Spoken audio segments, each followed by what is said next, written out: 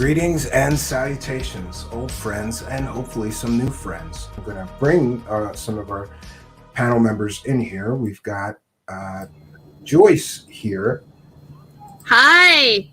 and we have got the one, the only, the legend, C.W Chanter is here, and from all the way across Better. from all the way across the pond, we have M Seeker, the one, the only, the legend, M Seeker of Truth. Chanter is here. And I'm going to mute M Seeker of Truth. We're trying to do this simulcast here. And what I wanted to send you on Facebook, M Seeker of Truth, is that you could right click on the tab that you are sharing to your site and then just click on mute site. And that should stop your echo issues. And I apologize. I should have done a handout on how to do this before, So I thought a great way to start would be to ask C.W. Chanter if he could give us some background first into Simon Parks, because I know he's been covering him longer than me and most people. Right. While we get Kevin in here, Yeah, no, I look, I mean, what can I tell you that, Simon Parks is one of the people that we deal with in this community. I talk about this. We try and figure out what the history is. We don't even really know what to call this place. It's New Age spirituality. It's conspiracy theory land, but it's this particular little pocket of community and culture that we find here in the wake of David Icke and the lead up to 2012 and all that stuff. And Simon Parks is one of these people, and his story has evolved over time. He started off really selling himself as a kind of ET experiencer, and for the most part, a positive ET experiencer with very outrageous and outlandish claims. A little bit of peculiar person. There was a BBC special kind of documentary piece that I think obviously people thought was going to be this big hooray for guys like Simon Parks, but really turned out to be kind of, a mocking piece, pointing these guys up for kind of really, people for ridicule. But despite mainstream's media's gawking at the subject, he became a bit of a star in this little pocket of a community amongst the star seeds and the targeted individuals. And the story evolved, went from the primary story being his, alien parentage, possibly being the bastard son of space god Enlil or Enu or one of the Anunnaki brothers or whatever, to then it becoming this, secret space program, spy school stuff. He knows the guy that knows the guy that knows Q. And we've seen it evolve, and this, this latest fascination with the quantum computing shenanigans of Charlie Ward and the like, and he's one of the last people still holding on. A lot of people have moved on to other things, at least changing the storyline or the narrative. But last I checked, Simon Parks is still Donald Trump's coming back. A quarter of the presidential term in the toilet, not a problem. We deal with it. There's bigger fish to fry. And that's really the context that I can give you, on the guy. And we've known that there's been allegations of shenanigans in the past. Everyone has their particular things that they're accused of. Some guys accused of money laundering, some guys being accused of being a control freak, and certain people are accused of maybe manipulating people behind the scenes to get other needs met, as it were. And it's just one of those things that is an uncomfortable and ugly truth that we deal with. One of the things that I found fascinating is that I have friends and family that were into the 17th letter of the alphabet, which we don't say on YouTube, the letter alphabet conspiracy. And I found it so amazing to me that even some of my friends and family who followed Mr. Parks for that information, they had no idea of the things that he used to discuss about aliens and banging a cat queen alien and having baby aliens with this cat queen, or his father being a mantid alien. And what is it? He's got fairy DNA, he said, and is it mantid, fairies? It's actually a triune crystalline soul. It was originally one part hobbit, one part human, and one part mantid.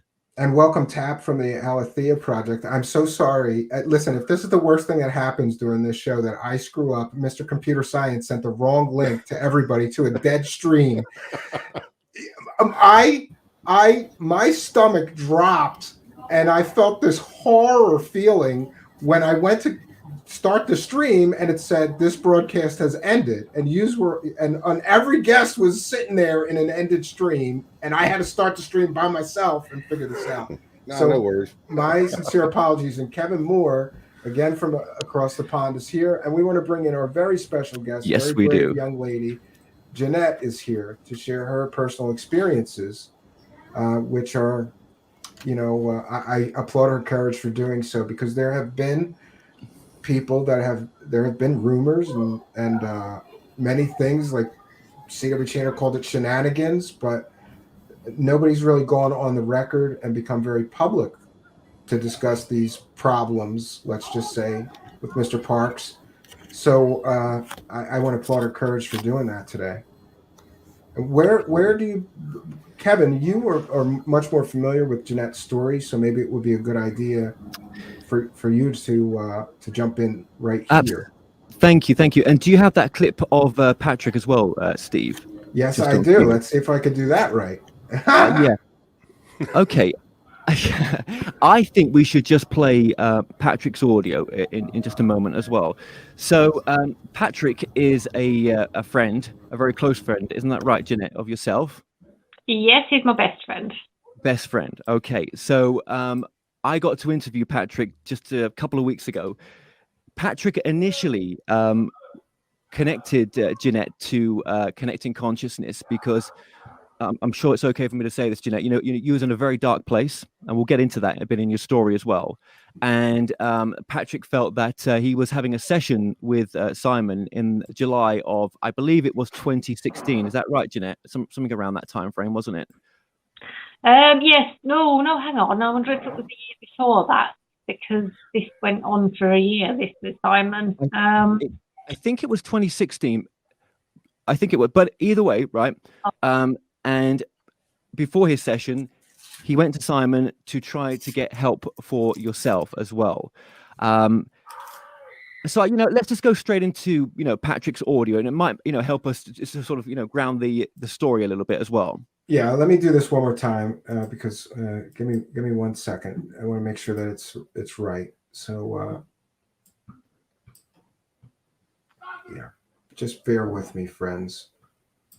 Yeah, I mean, Ginette, when you went to see Simon, it's true to say that you had, suicide was a sort of regular thing for you, wasn't it? The thoughts of suicide. Yeah. Yes, that's why Patrick contacted Simon, because... Oh, we've got some echo somewhere.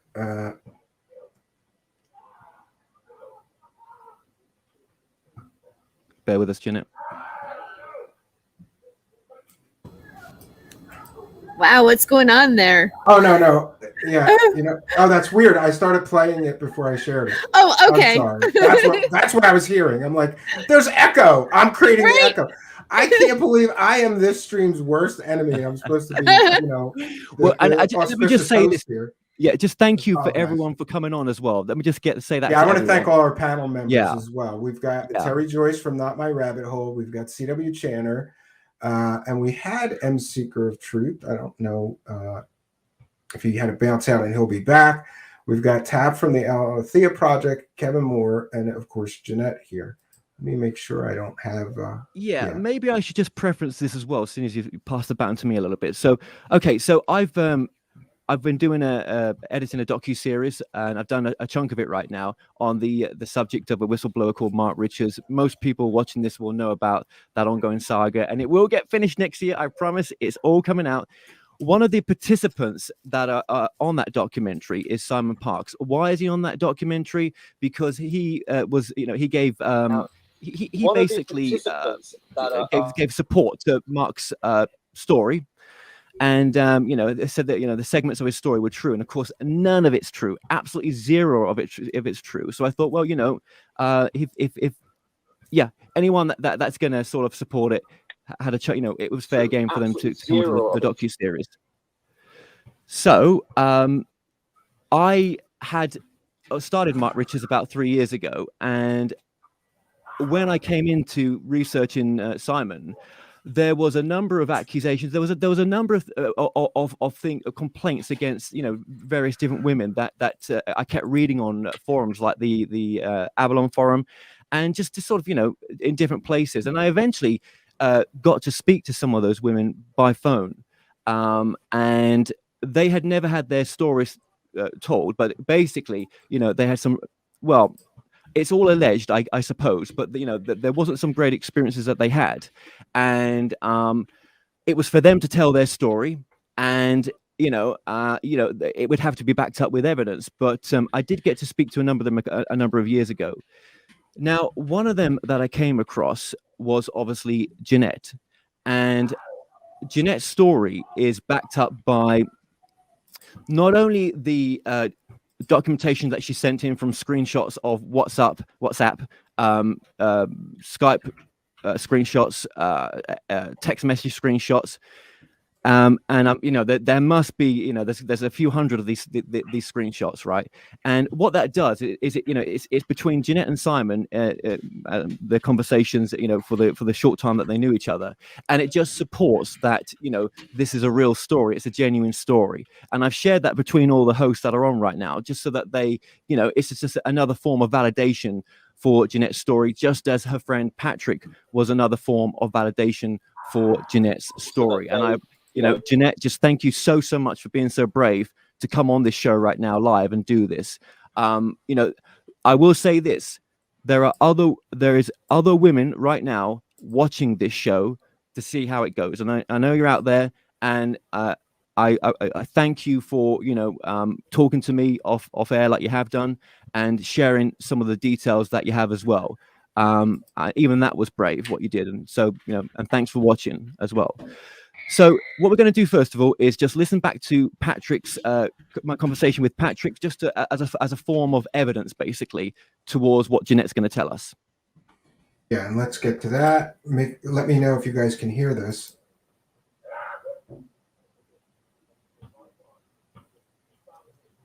No, I can't hear anything. Oh, this is going swimmingly.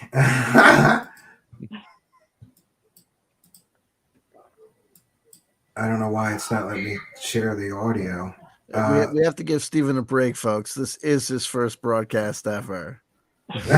We all remember our first time, so let's be patient. I'm just trying to share a media player. No, and we understand that you're just trying to do something fairly simple, Stephen. And while you're doing that, I mean, I think it's noteworthy, building on what Kevin just brought up. People will often talk about people who debunk people at this level, people that we're not talking about, people that are necessarily world famous. We're talking about people that maybe not a lot of people know about, so people could say, why are you doing this? Why are you wasting your time? Before, Simon Parkes got to the place where he's at, where he probably actively played a part in, helping germinate, violent protests against the United States of America. He was a new guy, just doing his first interviews on Project Camelot, just doing his first interviews on the Basis Project. So we have to talk about these people and these projects, because if you don't address them when they're small, by the time you decide that it's worth your while to get invested or to pay attention, they're already pretty much established. Yes. Yeah, it's gonna be hard to do anything at all. And I should just say this, CW, as well. Simon's lawyer, obviously, I've been speaking to today, Jack. He's watching this. We've got Simon Parkes watching this right now. So we are now, they may not be with us in physical, but they're with us in spirit. So, and this isn't to be cruel or, to say false accusations or anything like that. This is really, just about the facts we're sharing here for what we've been researching. Let me see if we can. Like that.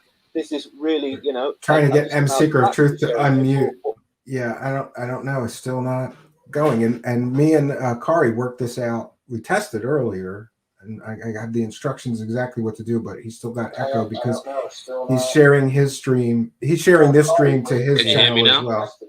Yeah, I can hear you, but we've got an echo. Let me try echo cancellation, and then we'll come back to you. I apologize. Yeah, I'm not sure what to do, Kevin, about playing this audio Don't worry file. then. Okay. Yeah. Well, look, we've got it in the bag, right? We'll put it out as a separate link in the future. What was interesting about Patrick was everything, obviously, that Ginette's told me, was validated by Patrick, and it was just nice to hear it from a third party.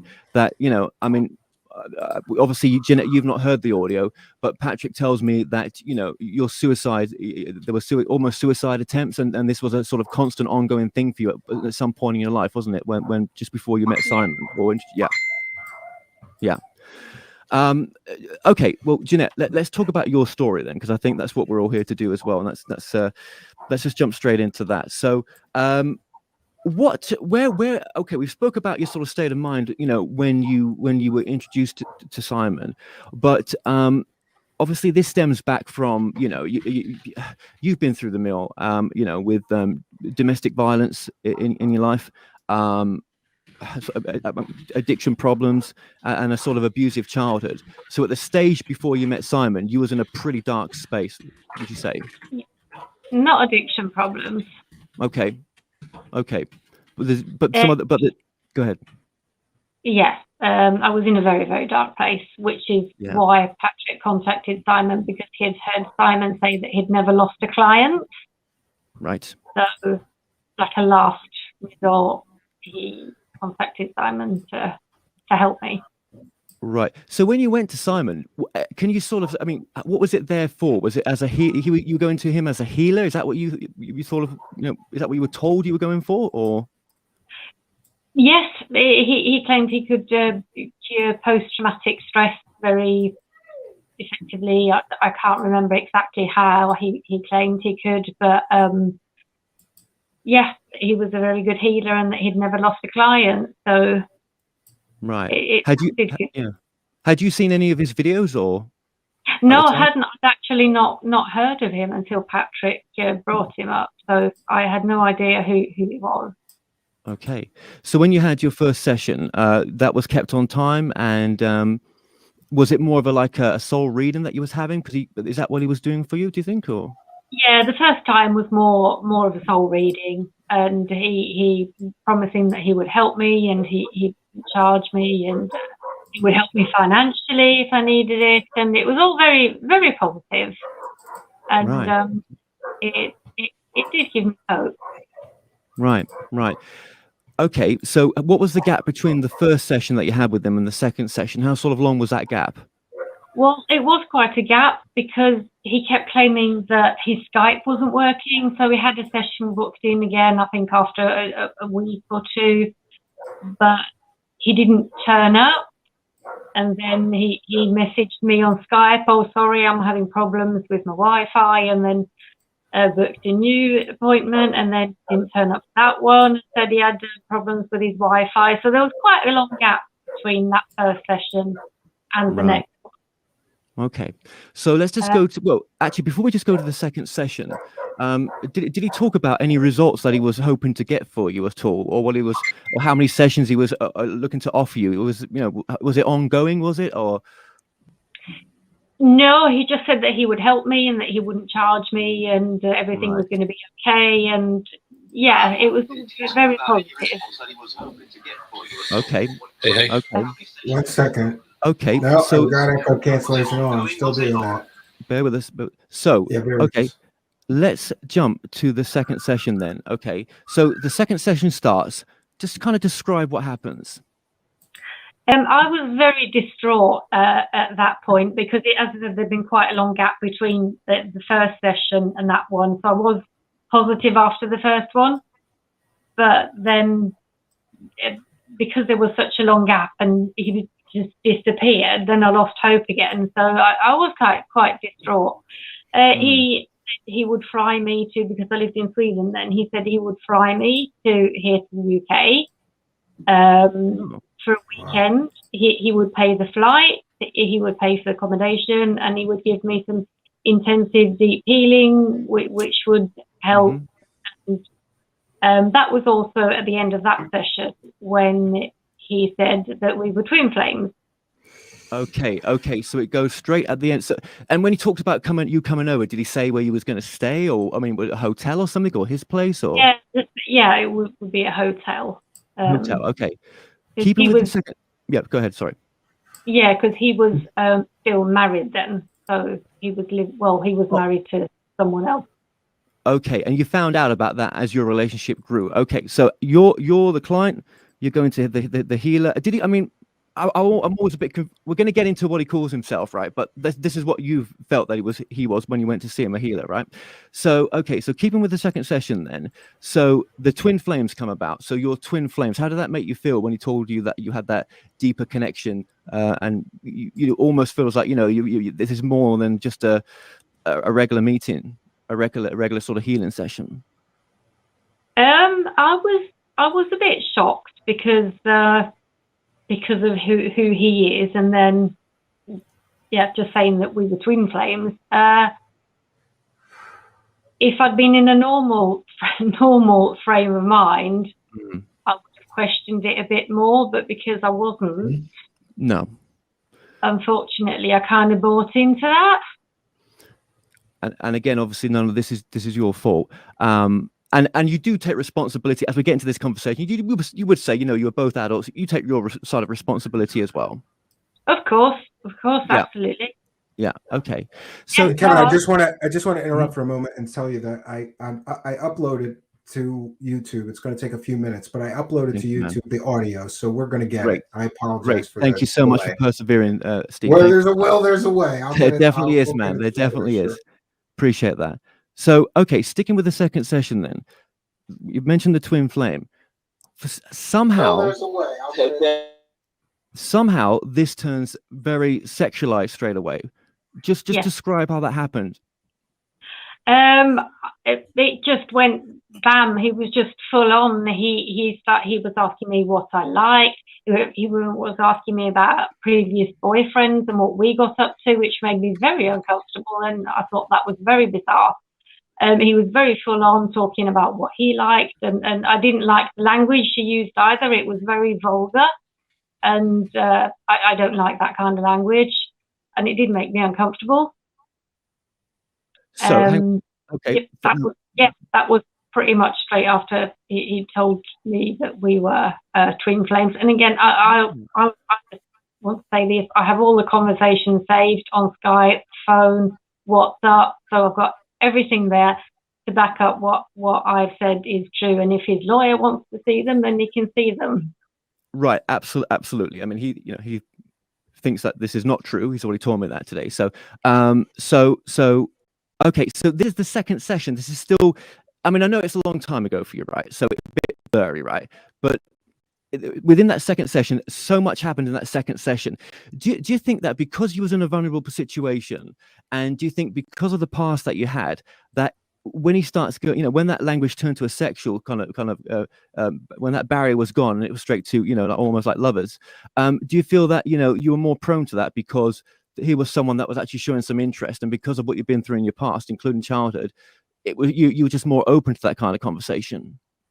Oh, definitely, and he knew that. He knew that I was vulnerable, and he did prey on that. So yeah, absolutely. And obviously, I'm responsible for falling for it. I know that, but yeah.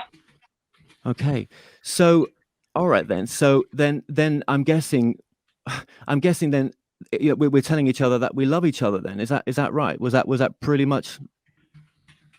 Was that okay?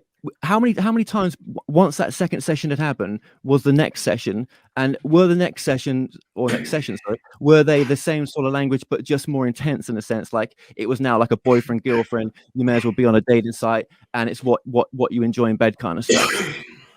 Yeah, there were no more sessions as in healing sessions. That was gone out the window. Now all it was sex and oh, I fucking love you, pardon me, but yeah, that kind of language, and yeah, everything else was out the window, and it was all focused around being twin flames and previous lives. And right, so this was like yeah, I mean we've all seen the messages that this was, what he'd like to do to you.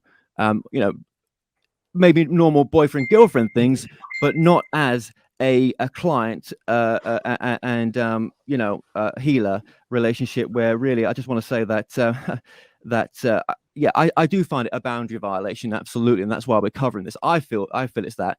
Do you? I mean, I'll let you say that. What do you feel about when you look back right now? Yeah, sorry, I didn't hear that. Sorry, do you feel like it was a boundary violation what he did to you? Absolutely, it's almost like rape on a soul level. So yeah. Yeah, but Definitely. when it was happening, you know, you were happy. This is you didn't tell Patrick about what was happening. To you, this was almost like a new relationship, right? It was. At the same time, I wasn't happy with the language he was using, because that and the things he was saying, they did make me uncomfortable. But yeah, it was like a relationship. I did eventually tell Patrick that was when he disappeared again, and I felt even deeper down in this dark hole. That was literally the last straw that pushed me over the edge. Yeah, but you was in that dark place you was in. I'm so sorry that you were there. We all are. Those suicide thoughts. I know we've spoken about this. Were creeping back in a little bit, weren't they? When this was going on, and yeah. And he knew what he was doing was torture to me, because I told him this hot and cold and disappearing, and I've got abandonment issues. He was well aware of that, and there is a conversation about this as well, that I said to him, please stop doing this. This is torture to me, and you know that. You can't. But he was well aware what he was doing. There was no mistake, no, that he did. Oh, I didn't know. It was very cruel. It seemed like it was very intentional now as well. Looking back, looking at the messages and the way he behaved, it feels like it was intentional. So let's just go forward a bit here, because obviously this only happened in a very sort of short amount of time as well. When did it start to fall apart, do you think, for yourself with Simon? It wasn't long. It was, again, he disappeared, and then he popped back, but then he was cold, and he was hot and cold, and then he promised he was going to fly me to England for a week. He was going to pay for my flight, and we were going to see each other, and that never happened. No. And in your mind at the time, was there any sort of thoughts of like, what am I doing? This is supposed to be someone that's helping me. What was you thinking? Like, is this right? Or was your head, was you just not in that space to when you reflect back on it to think that way? Well, I knew it wasn't right, but me being me and having the issues I had, I felt it was my fault again. Right. That I'd done something wrong, said something wrong, because he's very easily offended. And when you have a conversation via text, it's easy to misinterpret something and misunderstand. He disappeared. I remember we had a conversation, because I'm vegan, and we had a conversation about eating animals is wrong, and then he just disappeared, and he popped back again after a week or two, and then he said he disappeared because the tone I had when I was talking about this had offended him, and I was very easily offended. I felt always like I was walking on eggshells, always. When did it sort of get to the point where he was threatening you with court action then? What happened around that point? Oh, that was right at the end, when I actually realised what he is, and I said I was going to expose him, because this isn't a healer. This isn't, and I'd also started doing some research and found out that I was not the only woman he'd done this to, that there were others. Amongst other things, it was a thread on the Avalon that, about at least one other woman he'd done this to. That's when I started realizing that, and also he'd got married to his wife that he's married to now. during this time, and I had no idea that she even existed. Right, that would have been. I think you're talking about Becky. I think that's his. Yeah. Yeah. Now, you actually went to Becky, didn't you? You actually went to see if you know, to just let her know that this had happened to you. What was the results of that? I did. I messaged her. I found her on Facebook and said, I'm so sorry because I didn't even know she existed. And but I thought I would want to know if it was me. And I sent her all the screenshots of the conversations. And all that happened was that she blocked me. And were there sort of new pictures exchanged between you both, or from one side, or? No, it was me. I just sent her screenshots of all the conversations. Yeah, no, sorry, Ginette. I mean, when you were having this relationship, in a sense, were there pictures exchanged between you and Simon, or? No, hang on. No, I think I sent a couple of photos, but nothing nude or anything like that. So. Okay, but the language was definitely you know, I don't know if you can call it, well, yeah, it wasn't yeah, it was very, very sexualized, wasn't it, in a sense? Do you know what I mean? Like the things he wanted to do to you and stuff. Yeah, can I say any of it on here? You can say all of it if you like, if you're comfortable.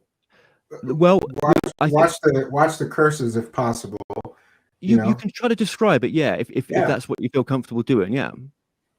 And just so you know, Kevin, I have the phone call up that we should all be able to Thanks, hear Steve. now as well. Appreciate it, man. I'm so sorry for the issues.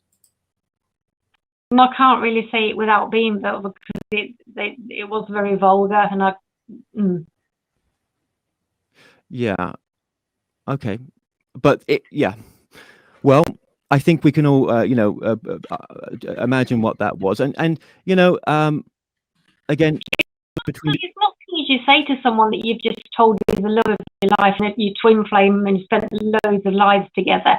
You don't. It's not normal. Right. Yeah, there is that part to it as well. Yeah. I mean, had you met him on a dating site, right, it might be a little bit different, right? We wouldn't be doing this. This wouldn't be happening right now. But you were brave enough to come on to tell your story of seeking help and what happened. And yeah, when you look back on it now, I mean, do you blame yourself, or? Absolutely not. No, it's not me. It's I am 100% convinced that he's a psychopath. That's not my fault. And again, I'm not the only one he's done this to, so how can it be my fault? Is it all our fault? No, it's not. And he's the one. He's married. When he started with me, he was married to the woman he's got his children with. And then there's Becky, who's married to now. And I forgot where I was going. Well, let me ask you this. Let's just go back to Becky. When you sent the messages to Becky, what was your response?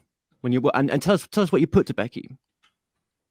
Just that I was really sorry, that I had no idea that she even existed, or it wouldn't have happened. And but I thought she should know, because if it was me, I would want to know. And then sent her all the screenshots of the conversations of Skype, WhatsApp, and well, maybe the most vulgar ones. And all that happened was instant block. So there wasn't even an exchange of there was no communication. She just blocked me. I have commented on his YouTube videos sometimes, and my comments have been removed. And I think she's the one that's removing them. I don't know that it's either him or her. Yeah. So yeah, the truth. If it was, none of them want the truth getting out there. They want the lid on. What, do you feel that you were one of a number of them, or do you think you was the only one? What, that I was the only one? To experience what you did. What, with Becky or? With Simon? No. I heard about a woman in the States who said he was going to marry, so she gave up her entire house and everything, and then sat there waiting, and he just did his disappearing act as he does. So I know I'm not the only one. God knows how many women he's done this to, and the only reason I'm sitting here doing this is I want to prevent future victims. I'm not enjoying this. No. I don't want this to happen to anyone else, and he will not silence me. That is not going to happen. Yes, because that's what he tried to do. But when he went to silence you with legal, I think he could. He threatened legal action, didn't he? I think there was. I think you told me about a conversation where he said that a police officer had been over listening to the conversation, and he had a local police officer that was gonna, side with him basically to say that this is all you, not him. And that is bullshit, pardon my language, but no one has a police officer on standby. He's not the Prime Minister, so that's just a lie. Plus the fact that conversation never happened. So when you said that to me, I just said, bring it on. And nothing happened, because what's he going to do? I've got all the proof. He's got nothing. He's the one who's lying. So there's nothing he can do.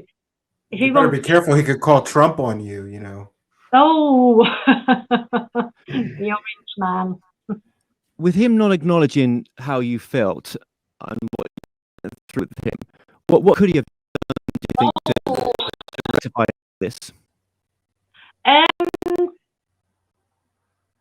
Being honest, being a man, held his hands in the air and said, I'm really sorry, I messed up with you and with God knows how many other women. There's something seriously wrong with me and I'm going to get help. Yeah.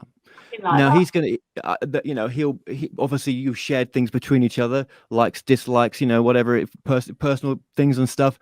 And was there any time you felt scared that, I wish I never said this because, this could be used against me to make me look like I'm not telling the truth? No. Again, I've got all the conversations saved, so there is nothing. I've got all the proof that I am telling the truth. There is nothing, absolutely nothing he has, because I am telling the truth, so I've got nothing to worry about. How did you feel when it all ended and it was all over? When I finally realised what he was, it was kind of a relief, because as I said, I wasn't happy. One, it was a disappearing act, which literally threw me in deepest, darkest despair.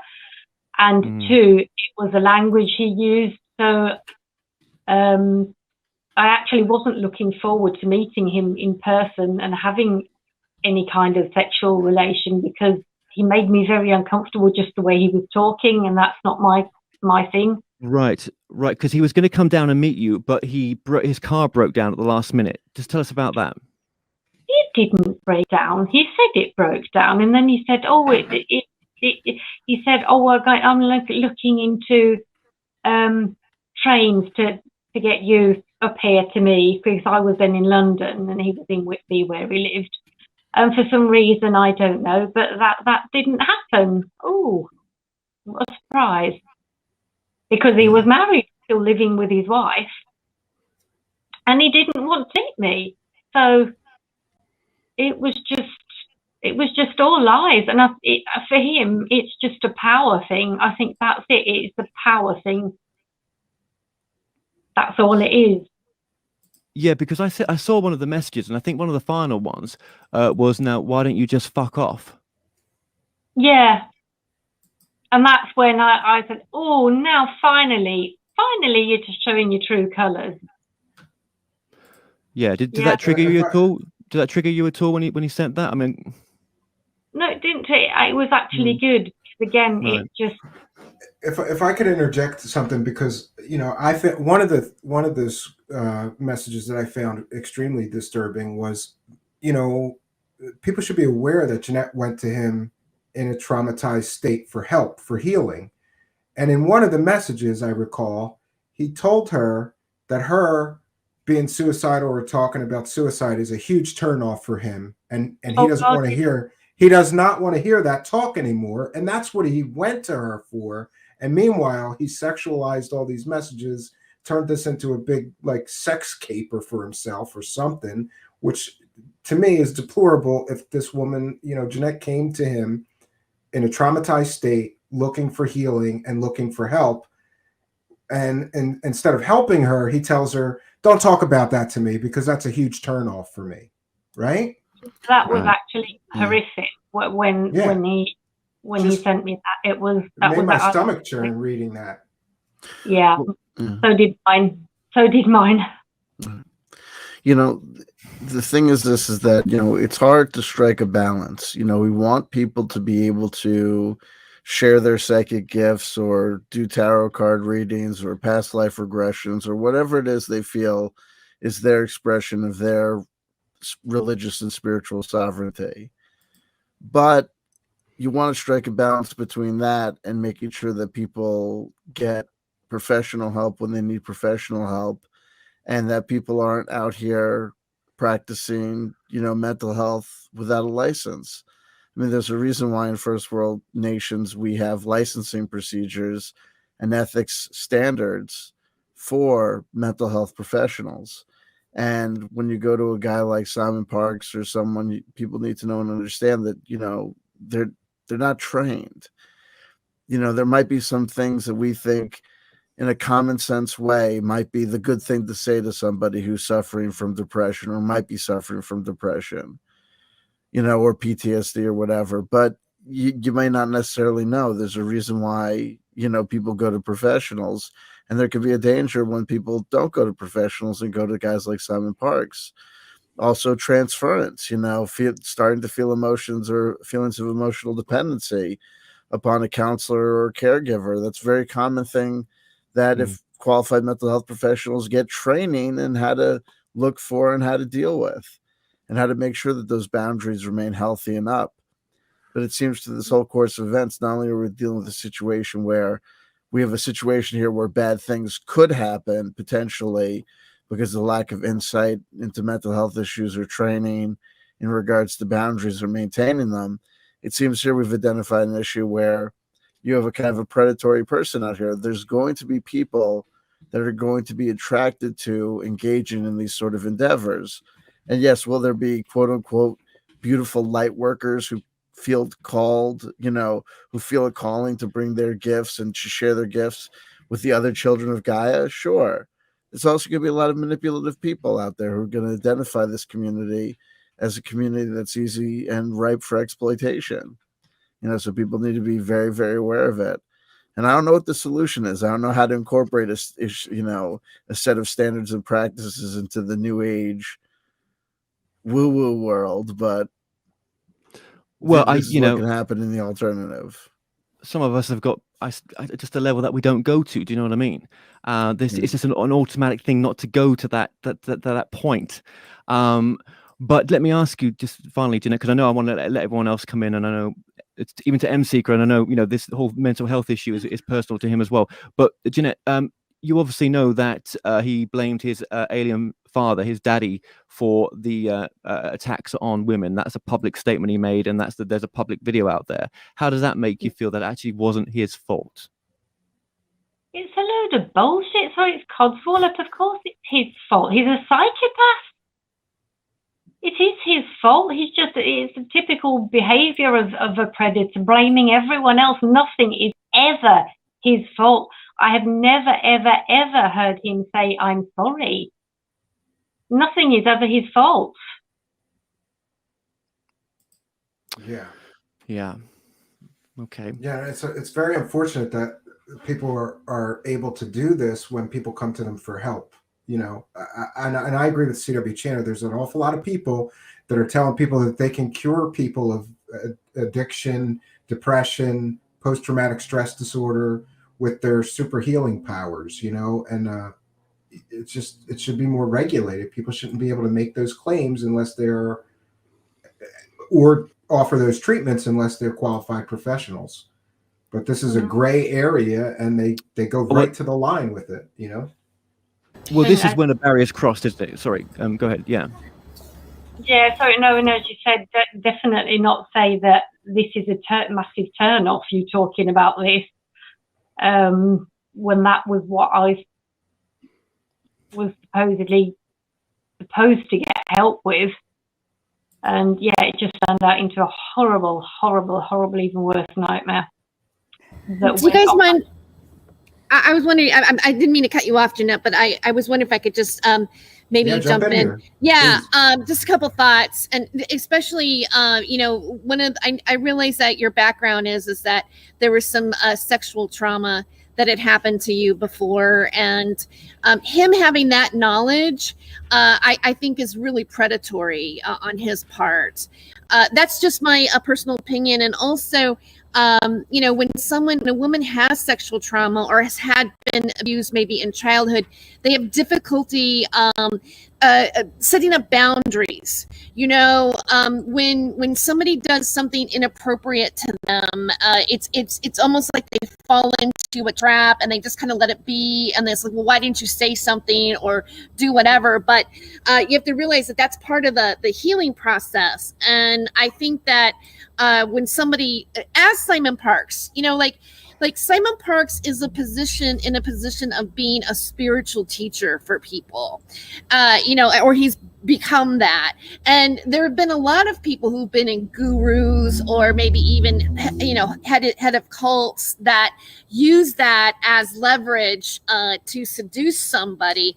And the fact that he used, we're twin flames as a reason to do it is highly manipulative. I mean, I just want to add that in there. Sure, and if we could get a comment as well from Tap here, because he's been covering sort of the stuff that is said to the members only, which is so much more out there than the public. The public stuff that Simon says is crazy enough. Right, Tap. Yeah, but when you covered extensively the stuff that he says to his members list. Yeah, it is. There are. He has a number of faces in my eyes. I've been covering Simon Parks nearly 4 years now. And excuse me. Welcome, M Seeker of Truth. I'm so sorry for the audio issues. Now we got you. Yeah. You can hear me okay now?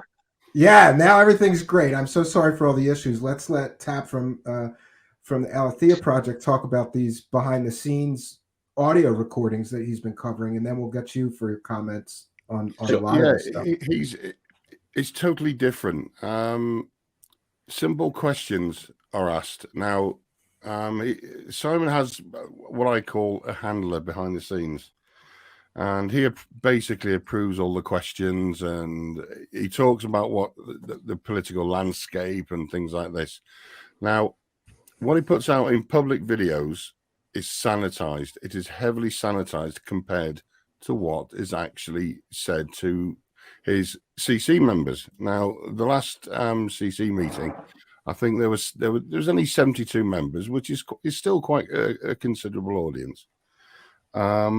This is where he gives out his dates and he confirms everything, because in approximately 1 hour's time, the world will know that Australia and New Zealand, things are going to happen, because he gives the dates out and he is very, very specific to his members. Regardless of the topic, he will always stand shoulder to shoulder with Charlie Ward, especially in these meetings. The recordings that I managed to actually get and that have been passed to me, they even shocked me. And I've covered a lot about Simon, and I've read everything about Ginette, and I've heard about, obviously, your story, Ginette, and it's absolutely heartbreaking. It really, really is. But it's incredibly unusual that there are people within the CC organization themselves actually work at reasonably high levels within the British government. I know this because I've identified them. I'm not going to obviously. I can't believe that. I can't believe that. No, it's true. It's true. Yeah. It's absolutely true. Now, my issue is I read Simon's CC website. He's moving across to making a new platform and so on and so forth. Now, Simon's using the Scientology playbook. He's Scientology 101. He's doing what Scientology did in the 70s and the 80s, infiltrate government. Simon wants to infiltrate government, and this is what he is telling his members. He is telling them, go to your councils, become a councillor. He doesn't care what political party they are. He doesn't care. In the UK, we've got the Conservatives, we've got Liberal Democrats, and we've got Labour, other words, Republican Democrats and Liberals. He said, I don't care what political party you are, but I want you in government so we can influence government policy. We can take over funding for children's projects, take over funding for old folks' homes, as we say in the UK. It's absolutely scary. It's frightening what he is telling his members. And let's not forget, everybody's going to get the medbed sessions, but first he has to overthrow the government because the government's trying to stop him from giving everybody the medbed technology. Well, I was shocked at some of the stuff that he said behind this. It's getting into the government contract. It's getting into these contracts, isn't it? Yeah. I think what you've got there, which you're going to play, I think it's a fascinating tip. When I heard it, Tap. I've got hours of this. It's absolutely frightening. Yeah. Because he said, why wouldn't the local governments want me in there? Because I've got all the money from the QFS. So he's promising all this money, and they sit there, and sadly, I don't like casting aspersions on anybody, but they sit there like drones and just literally no emotion on their faces. And they are literally like sponges, and they are bumf. They're sucking this up, but they're interacting, they're asking the questions, and he's giving them the answers they want to hear. And it's re-education, it's infiltrate government, it's the medbed gibberish, it's the QFS gibberish, and absolutely everything like that. Well, they love him, don't they? They love him. They respect him. Oh my God! Ivory Tower. He's on some sort of ivory. He's on one hell of a pedestal. Did I know he was just a driving instructor? Like, why would a driving instructor suddenly get all these high-level government contacts and secret information and be working for Donald Trump? It's so ludicrous to me. Why would Donald Trump pick a driving instructor from England to be his voice on the internet? Don't forget, he was also a local councillor. That's true. That's true. He did say he was a lawmaker. Well, actually, he was in charge of potholes and lampposts in a street in Whitby. Partially in charge. I forgot about that. Partially in charge. Why is somebody from the UK messing with American politics? That's what bothers me about these guys. Following. They want Charlie Ward too. Yeah. Why you're not part of our country. Yeah. Right. Well, this is the thing. You can actually follow. If I went back to the very first video that effectively that Simon Parkes put on YouTube. It was 16th of October 2020, where he's talking in a reasonable fashion relating to the upcoming events of November of 2020. Okay. He's saying, if this doesn't happen, and there are actually reasonable arguments. Okay. And I understand that. That's not an issue, but his views, I don't care about views on my channel, but his views were 362. Now, suddenly he makes this statement in this very same video that the most credible person, and this is going to make Em laugh, the most credible person that has genuine intel is Charlie Ward. Everything he said is genuine. This is when they come together and the views the views explode. The views double when they're together. So they absolutely routinely stream together. And can we have M Seeker of Truth? Because M Seeker of Truth's biggest video is all these reasons not to trust Charlie Ward. But can you talk about Charlie Ward a little bit and give us some insight into these two working together to, it's like the family that grifts together, I mean, let's look at the end of last year and, the upcoming, American presidency. These guys, their views went through the roof. They still are a lot of the time #1 trending on BitChute. These guys, they went through massive heights by telling the people what they wanted to hear. There's this hopium factor. And yeah, I mean, I was already on to obviously Charlie Ward. I don't want to talk too much about Charlie Ward in this video because we're talking about Simon here. But Sure, just yeah. briefly, obviously them two were doing videos together, and my God, they were dominating. People were eating up everything that they said, and a lot of it. Now, in retrospect, I mean, we could say it back then. Come on, guys, do you really believe this? All right, let's see then. Right? Okay, it didn't happen. Yeah, but it'll happen next week. No, right?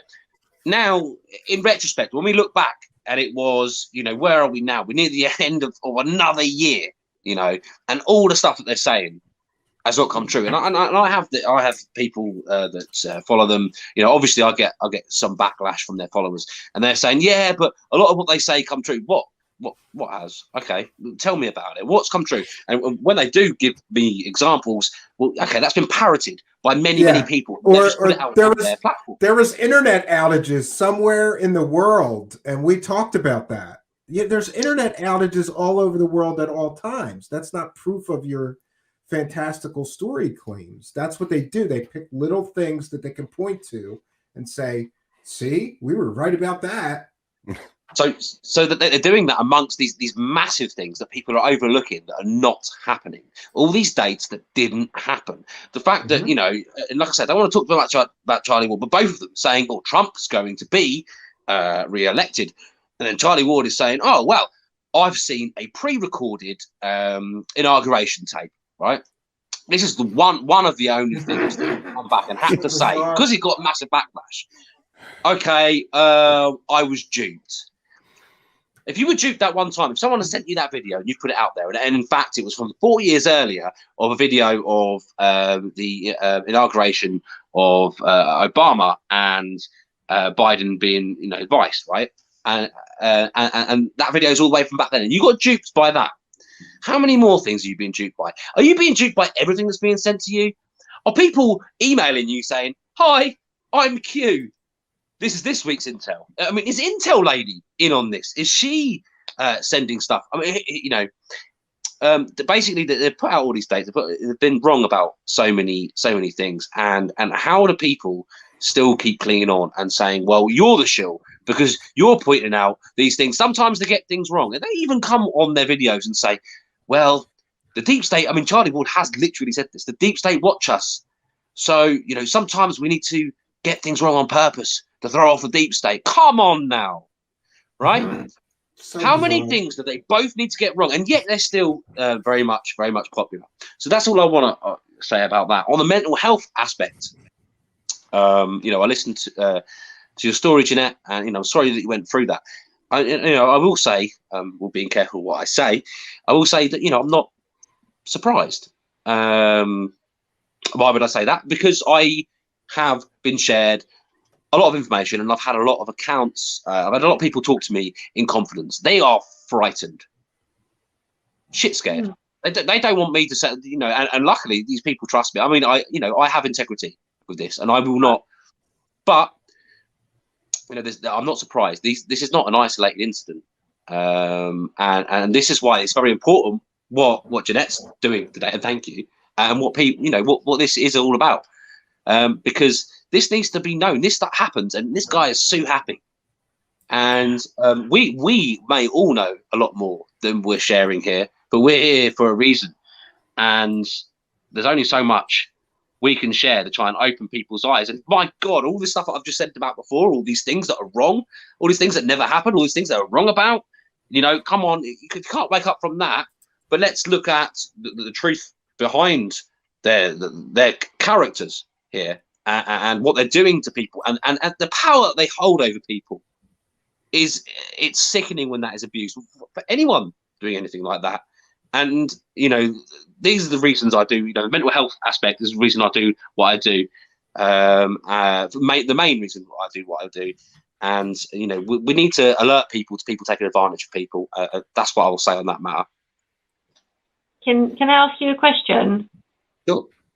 What are these people? What are they frightened of? Because he can't actually do anything. He's in the wrong. Why are they scared? Has he threatened them? Has he?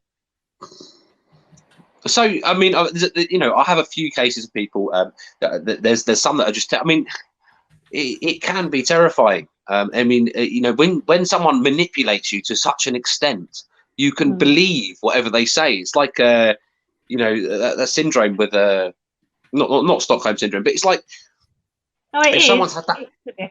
No, it is Stockholm syndrome. Absolutely. Yeah. Okay. Someone's had that power over you for so long. And, even if you're fighting it back, even if you're having the guts to come and speak to someone that might be able to help you, maybe, people speaking to me, maybe in thinking, well, in the future, maybe I want to share it. Maybe you should know if you're talking about it, maybe this. And I'm sure other people on this panel have had similar, similar messages. So people confiding in me, but then being too scared to go that one step further. And there's legal action, like I say, Simon's sue happy. Even Kevin opened this show to say, right, okay, well, we've got to be careful. I've had Simon's legal team talking to me all day. Like, is that bad? He's watching. And by the way, right we just now. want to mention that we've sent links for they're welcome to join. Both Simon and his lawyer. They've both been sent links. Yeah, they are, because no one's. Absolutely. We're all going to be respectful here, and but I doubt that's going to happen. It's because he's scared, because he doesn't want the truth getting out there. He's trying to silence everyone. That's what he's doing. He suppressed it for this long, but how long can you keep it inside the jar? Not much longer, because there's too many of us now, including Kevin, yourself, CW, and absolutely everybody with Steve. There's more. That's why we're all here today, because we want to amplify our voices together. We can act as one, and we can shout this message from a rooftop. And if our rooftop is YouTube, the Twitter, or whatever, it does not matter. The message is, we've got to get this message out, because it's dangerous. As CW was saying, it's getting to the psyche, and with them, I know with mental health issues, and Kevin knows about mine. Once they get under your skin, and once they get in your brain, and Simon has claimed that he can get into somebody's mind and he can fix it and alter it. And especially if he's dealing with people with PTSD, regardless of the form of PTSD, whether it be military service, whether it be fire service, or whether it be a family member that's passed away in front of them, it does not matter. PTSD is destructive unless they are helped correctly, unless they get the help correctly. And in no way, shape, or form would I recommend anybody going near anybody that is unqualified to deal, especially with PTSD, because Simon's biggest claim is he has to become their master, and that's a quote off one of his emails that I've got. He has to become their master, and that alone is scary. Yeah. So I saw someone commented here that he's predatory and he should be reported, and perhaps something that I should have done or should do. I don't know. You can't blame yourself, Ginette. You can't blame yourself. Don't blame yourself. Simon has done to you. Ginette, you are the victim in this all the way. You went. I've read Patrick's emails. I've heard his audio, and I've heard your story. And you know what I mean. And sat here talking to you today. You're one of the bravest people I know. Truly. And yeah, I agree. And what they're so clever at getting under your skin. And there are others, and I mean, I can testify and guarantee there are others that have suffered at the hands of not just Simon. There are many other of these so-called gurus, healers, whatever you want to call them, that are totally unregulated but cause lasting problems. And you should not blame yourself for not coming forward. Right, and it's an abusive dysfunctional relationship. It's an exploitation of a power dynamic that is, ever present. These people, whether these people are, I just soloed you. I've been soloed. I don't know. Yeah. I'm sorry, I forgot to do that earlier. Terrible. No. What I mean, just the fact of the matter is that this guru relationships are inherently problematic. I've been involved in numerous new religious movements. I've studied new religious movements, so-called cults, so-called, spiritual communes and whatever. C.W. Chanter tried everything once. Yeah, he really did. Yeah, these power dynamics and relationships are inherently problematic. I don't know if they're ever positive, but there are all sorts of rational arguments made for them. Oh, the guru's trying to teach you an important lesson about loss by taking away all your material possessions. He's making you confront your ego games by watching you have sex with his wife in front of him. Like all these sort of things. But I'll tell you this, is that where there's smoke, there's fire. And with the Simon Parkes thing, it always is this exploitation of this dynamic guru as master, dynamic. And a lot of, people that, manifest that sort of, picadillo are people that have control issues and, have this extreme, need for ownership over another person. I mean, I remember one of the things that was very controversial that he was engaged in is that he was promoting a practice called courting, where part of the session that he was running with quote unquote clients. Again, are these clients? Are they disciples? Are they devotees? If you're being taught that there's specific things that he can do and only he can do as a gift of his triune crystalline soul, then there's a Messiah complex issue going on there as well. And an inherently exploitative relationship and weird thing. But the thing that he was doing, this thing called courting, where he was having basically people meditate upon visualizing at all times a cord connecting their heart and his. I mean, that's a classic, brainwashing technique. You identify with me, I identify with you, meditate upon all times upon our connection, and then you're doing the work for them, and a guy only needs 15 to 25 followers to do nothing for the rest of his life and feel fine about it. It's the dirty little secret. It's a shame, but it's the truth. You got 15 or 25 people willing to give you all their money. People can say whatever they want to about you on the internet. You're going to be hurting a lot of people for a long, long time. And people in the live chat are asking about playing some of the evidence. So, Kevin, I have this queued up. This phone call is not very long. I think we should play it. I think we should. And I just want to say one thing as well to Terry as well. In regards to the USA, he has just said recently in one of his videos, the answer is in the USA. And I think what he meant, the money is in the USA. I think he forgot to say that. And actually, Tap as well, when we look at what the Connecting Consciousness is, it's more like a political lobbyist group, but it does state in the About section, doesn't it, which we talked about a few days ago, of what it really stands for. And very briefly, just before we get to this video, which I know we've got to get to, what did it say? It said about the re-education, and it said about changing government policy, not just at local level, it was national level, right across it. Okay, right. Wonderful. Can I say one more point on that, though? Like, what he is doing is considered domestic terrorism in the United States. The Buanon situation, it's been on the domestic terrorist watch list since 2017. So I'm just going to point out that you have somebody from the UK that's not a part of the United States meddling in a situation that is getting really nasty for us here. If you leaned, even if you don't want to take the jab, you are automatically thrown into the Buanon pile. I don't know.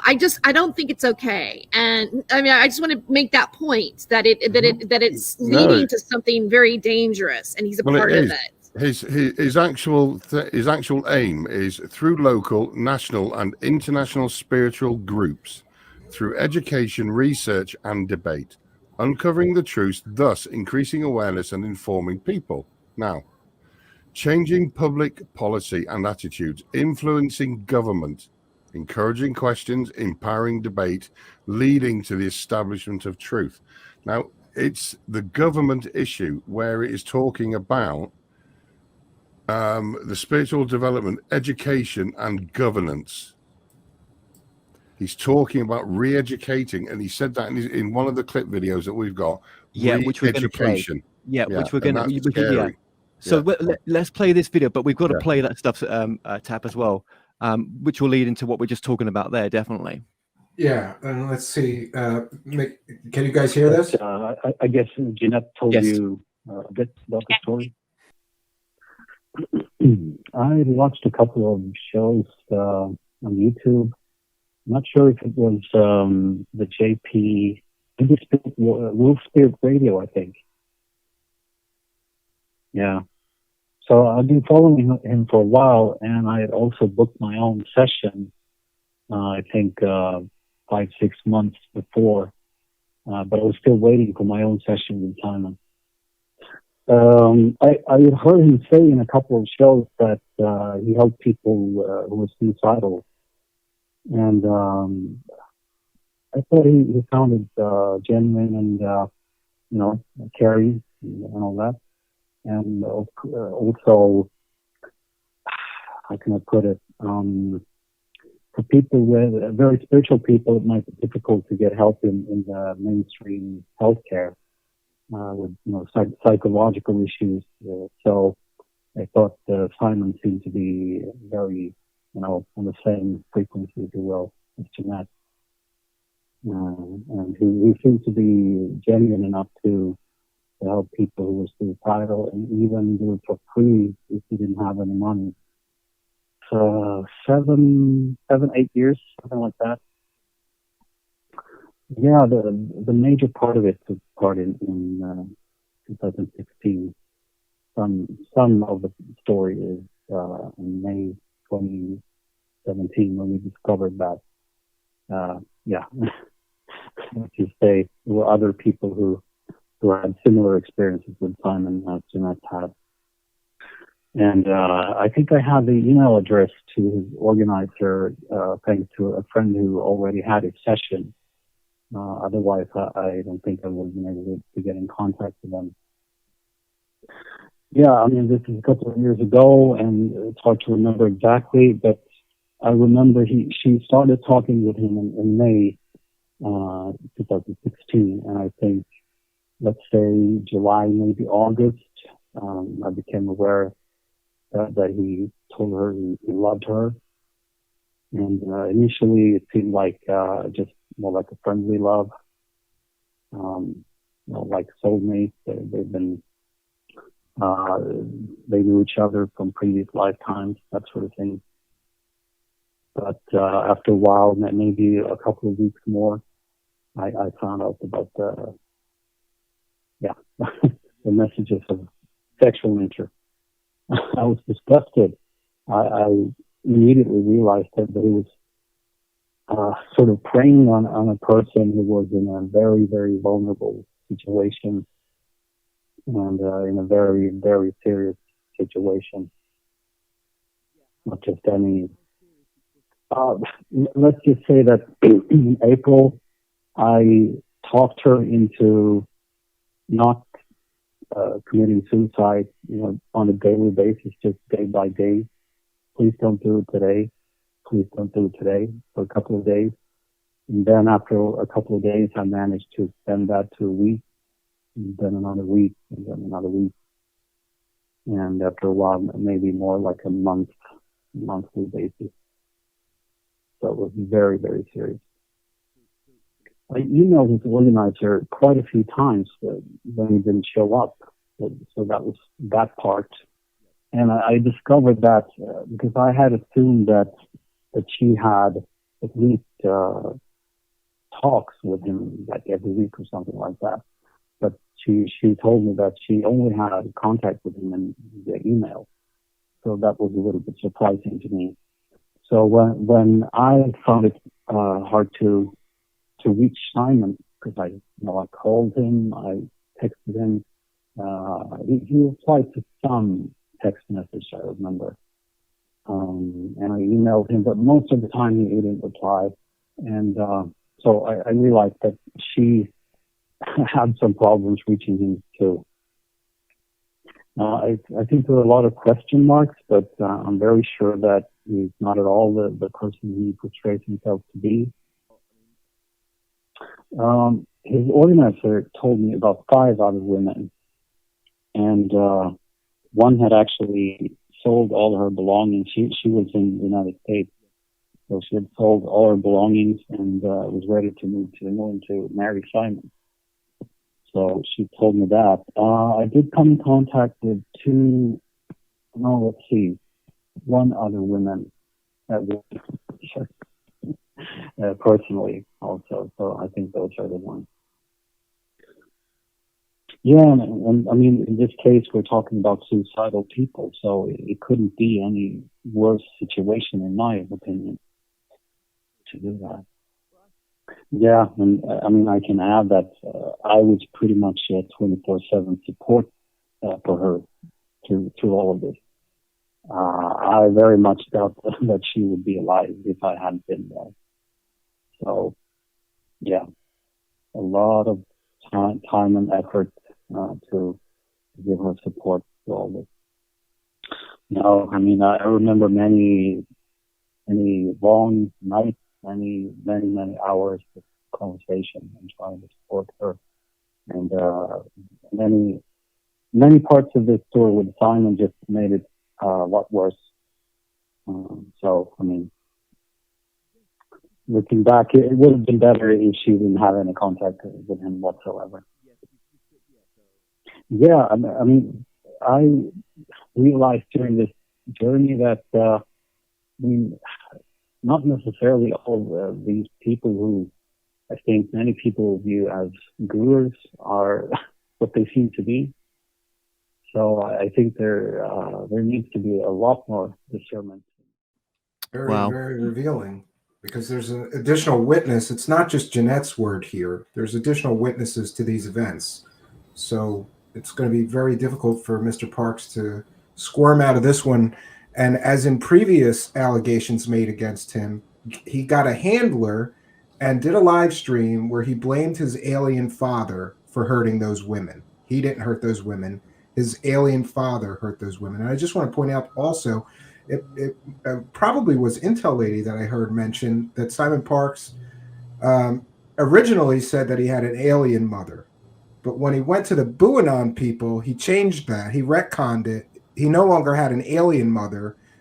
After he went to the Buanon letter of the alphabet conspiracy grift, he started saying that his mother was, an intel agent for the English government. Was it MI5, you guys call it?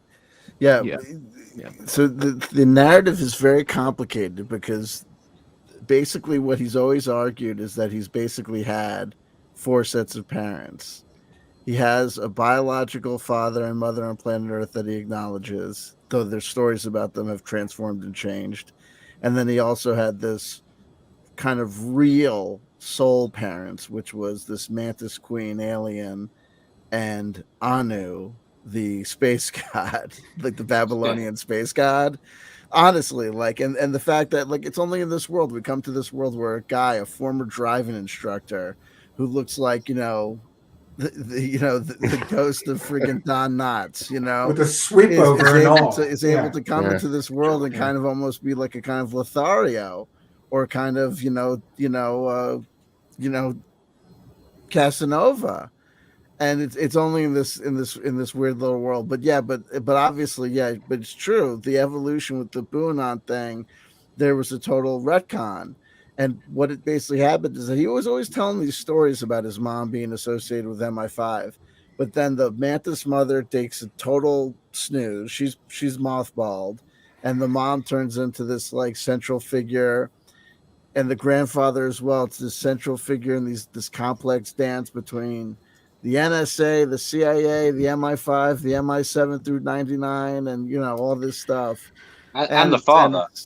And the father, because I don't know if this has changed. You might be able to tell us, C.W. Chanter, but even when, even with the alien mother and things like that, I mean, on his website, it is stated that his mother was working for the MI5, but actually she was working for the NSA, right?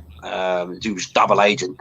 And was a grandfather was a Freemason who, his grandfather was a Freemason who was offered a knighthood. His father was working for an agency as well. I mean, there's so many ties to intelligence agencies and Freemasonry and all sorts in his actual background. It makes you think, Templar, right? And then there was that religious organization. Let's throw everything in there. Might as and- well. and being They're listed- sponsoring C.W. it. Chanter, you covered there was some religious organization that he claimed, like, He's one of these guys that it's actually kind of, it's like a hobby. It's like it's a fun little game that you can play at home. You listen to them tell a story, and you say to yourself, "Now there's something here that's true." That the whole thing is fantastic and it's fantastical, but there's like some actual kernel of truth here that's this thing is built upon. And basically what he said was that he was like contacted by this esteemed religious, Taoist church that wanted to bless him and Becky for all the work that they had done for humanity. And I was like, Taoist church and where he's living. And I found what is obviously the place. And it's just a group of Taoist folks, perfectly well-intentioned, Salisbury Hill, refugees, with their Birkenstock sandals and their, white dreadlocks, and I'm sure a whole bunch of Taoist insight that'll just beat the band. But this appears to be the group that he's talking about. But it goes to show you that if you could, they take a regular, old, everyday life encounter, and they build all this stuff into it. It's like his famous story about going to the Museum of Aeronautics, or that base, where he was obviously given a run-of-the-mill 9 to 5. Here we go. We have to do this bullshit. A tour anybody could get. Given a tour that anybody could go on, with full of like wacky little, the sky's the limit Star Trek jokes that Simon Parks is obviously going to take to this community and turn into a fabulous adventure story of being given, secret coded messages, while he was there to have, ricochet with the friggin' powers that be over, he was meeting with General Flynn on Mars or whatever. Yeah, well, that's where Tap's research really comes into this. He's really researched the grandfather background, the RAF base, the birthday card, which he still won't, he still says that it was him, which it's not, because we've now interviewed the photographer of the birthday card that he says was him, and he said it's just, his comments were he's a bold-faced liar. But then his solicitor today said, "How can you prove that? How can you prove that was not him?" The photographer pressed the shutter button. But sure. They've signed the release forms. There's a model release form with it. It's all a cover up by Big Hallmark, right? Yeah. Well, this is the thing, because he quotes and misquotes himself all the time, and I've noticed that from his early videos. It's the same as RAF Fylingdales. Now, I'm very passionate. I'm ex-RAF. I served for 15 years. All my family are ex-military. My father retired. He did 34 years. But he goes on about Fylingdales. Now, I've worked at 2 RAF stations. One, a direct result of over-the-horizon radar for early warning defense system of Europe and the United Kingdom. Now, this one. Oh, do you know what? This is the most bizarre one, because it's so just strange, right? And for those who don't know, can somebody explain what happened? So he goes into a card shop and he sees this greeting card. Tap, you go for it, man, because you go for it, because you know this better than me. He does. He walks to his they open a local. It's called a Hallmark shop in Whitby. So he goes down and he's browsing through, and then he walks past this stand, and lo and behold, he has to do a double take, because he sees what he thinks is a picture of himself. So he takes the card off, and he's with whoever he's with, and goes, "Oh my God, that's me." He's holding this card up. That's me. So he goes to the cashier and starts talking and driveling on as he normally does, and said, "This is me. Have you got any of these?" Let's really cut the story reasonably short. So there's 7 of them. He buys all 7 of them. He bought the store out. That's me 7 cards on those cards. Yeah, exactly. So he runs back to his house. It's 6 o'clock in the evening. He's kind of panicking. What's happening? So he does his own investigation and weird stuff. He gets his lawyers involved. Simon Parks' trait. And he comes out with this fanciful story that basically that he can't remember being photographed. And the teddy bear that you see in that image there is has been put over an image. Otherwise, it's been photoshopped into the card to hide whoever he was sat next to. Now, Simon claims this was taken in London around about in the early 90s in a Rolls-Royce Phantom 4. Well, it wasn't. We've even identified the car for him as well. I can't remember off the top of my head.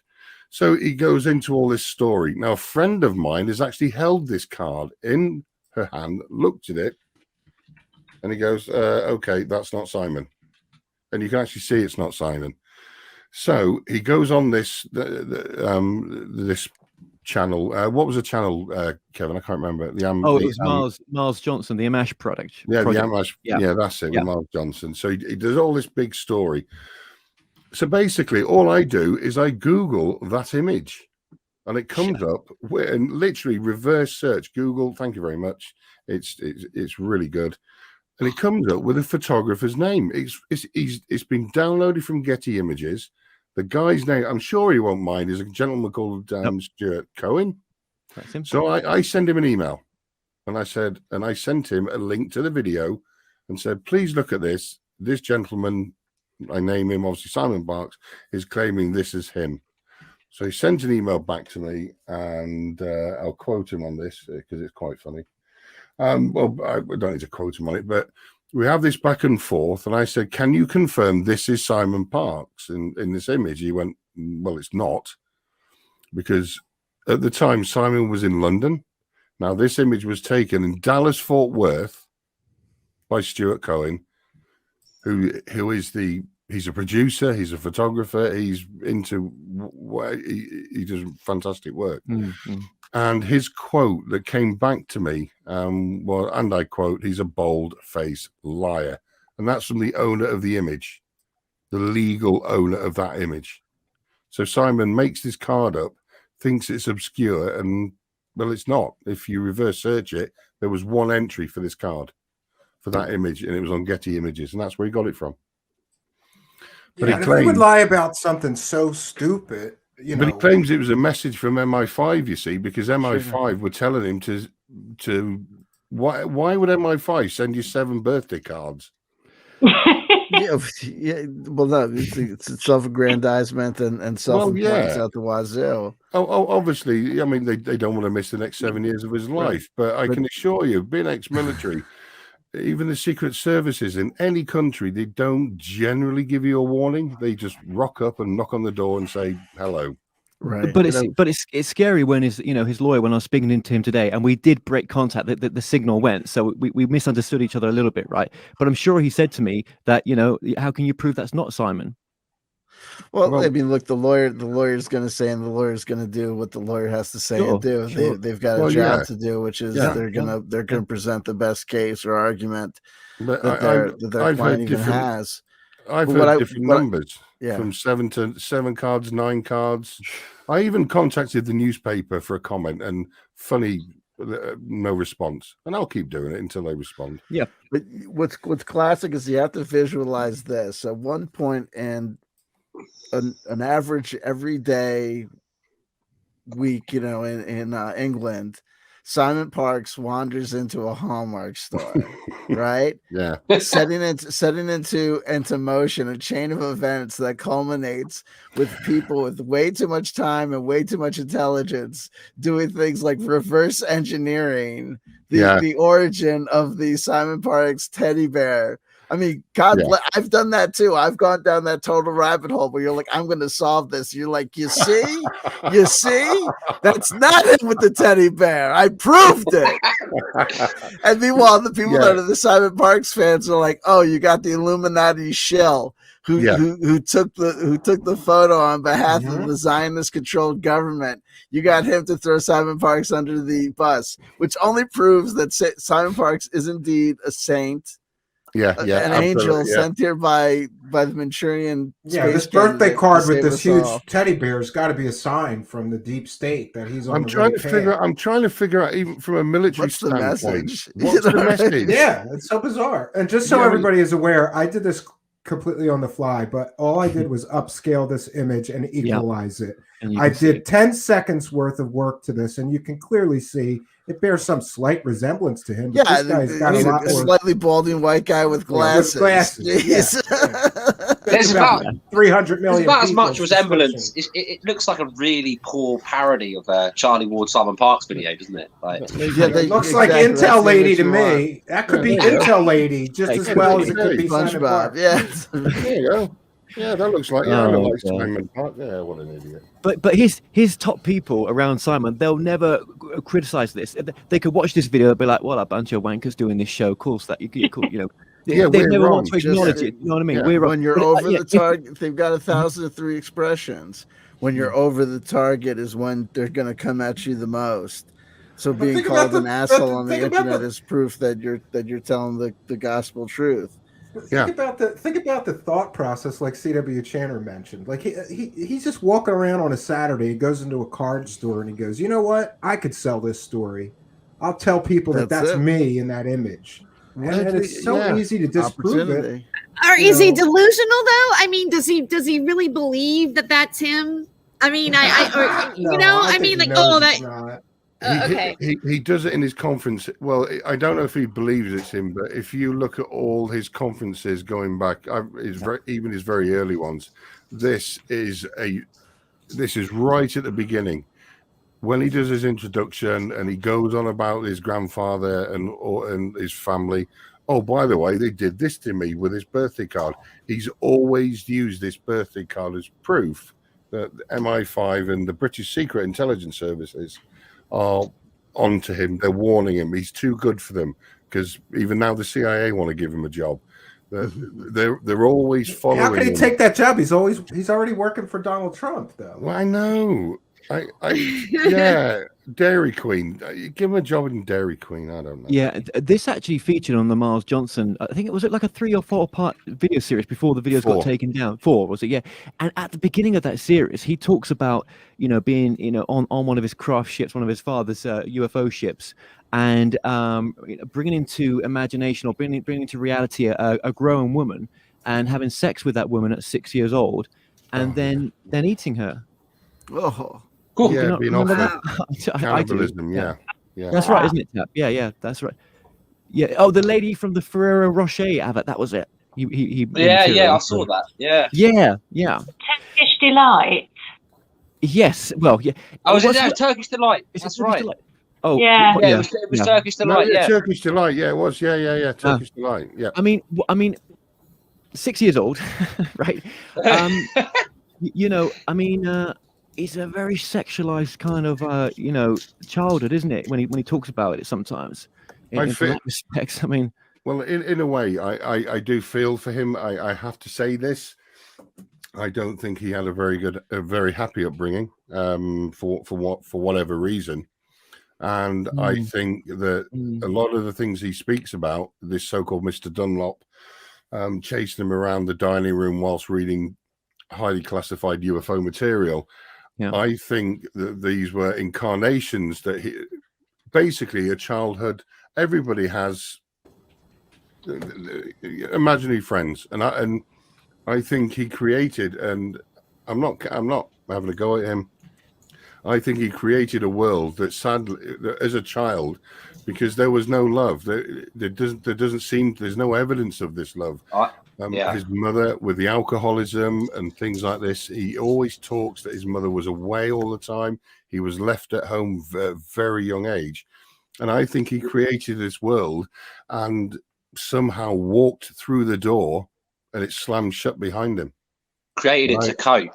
Absolutely. I agree. I agree with you. And I have wondered this. I theorized this. When you have a childhood like that where you're not feeling love, as you say, where your mother's not there all the time, where you're eating dinner alone. Where he even says in the documentary that he did regarding his alien mother, etc., that that he got certain things from his alien mum that he didn't get from his biological mother, and he got certain things like clothes and things like that, material things from his Earth mother, and that for me screams that he's created this narrative to try and cope with a difficult upbringing. So I think you hit the nail on the head there. I totally agree with you. I totally agree with you. I really do. That's what I thought too. And even though you feel sympathetic to him for having a childhood like that, it still doesn't excuse him for doing what he's doing, or it looks like he's doing now. Oh, yeah, absolutely. Yeah, I am 100%. Yeah, I mean, we don't know if he's doing it yet. I mean, this was what happened before. And this is the first time someone's come forward with the facts of their story, backed up in a number of ways, including what we just heard there with her friend Patrick as well, which was very telling. Ginette, is he? I mean, it's all alleged, isn't it, right now? For anything, anything past that time. But the fact that Ginette's here and giving her own testimony, and Kevin, I know that you've sent us the emails, so I've witnessed them with my own eyes, and there's legal reasons that you can't say it, but and there's more women. It looks more. I mean, it seems more like you can't ignore it as it not possibly being a fact, even though it's still right. Yeah, for me, like I told Kevin, I mean, this is I'm oh my god, almost at 4 years, sorry, and I don't know, I've got about 10-15% of what I think I'm going to actually get in the end, and I'll get it, and I will find it all, but it's not that I'm going after him in a nasty way, a vindictive way. I'm not going after him in that way. I'm exposing to protect others. And with Ginette being here as well, I mean, this screams volumes, and we know of the others. And that's my role. That's my job. Well, just to remind you as well, sorry, C.W. Simon did email me over the weekend just to say that, if Ginette, is going to tell a story, and I'm personifying his words right now, but, anything that's not correct, paraphrasing, anything that's not correct, he will be going after her. Well, they're going after me right now, but I mean, he did say going after her. Yeah, that's what there was also a warning not to share the letter because they'd get us for copyright. Even the letter that they sent you, we can't share because they copyrighted the letter, which is basically an angry lawyer letter. I told you about that letter. Yeah, I'm not shared it with any of you, but I've told you about what's been said.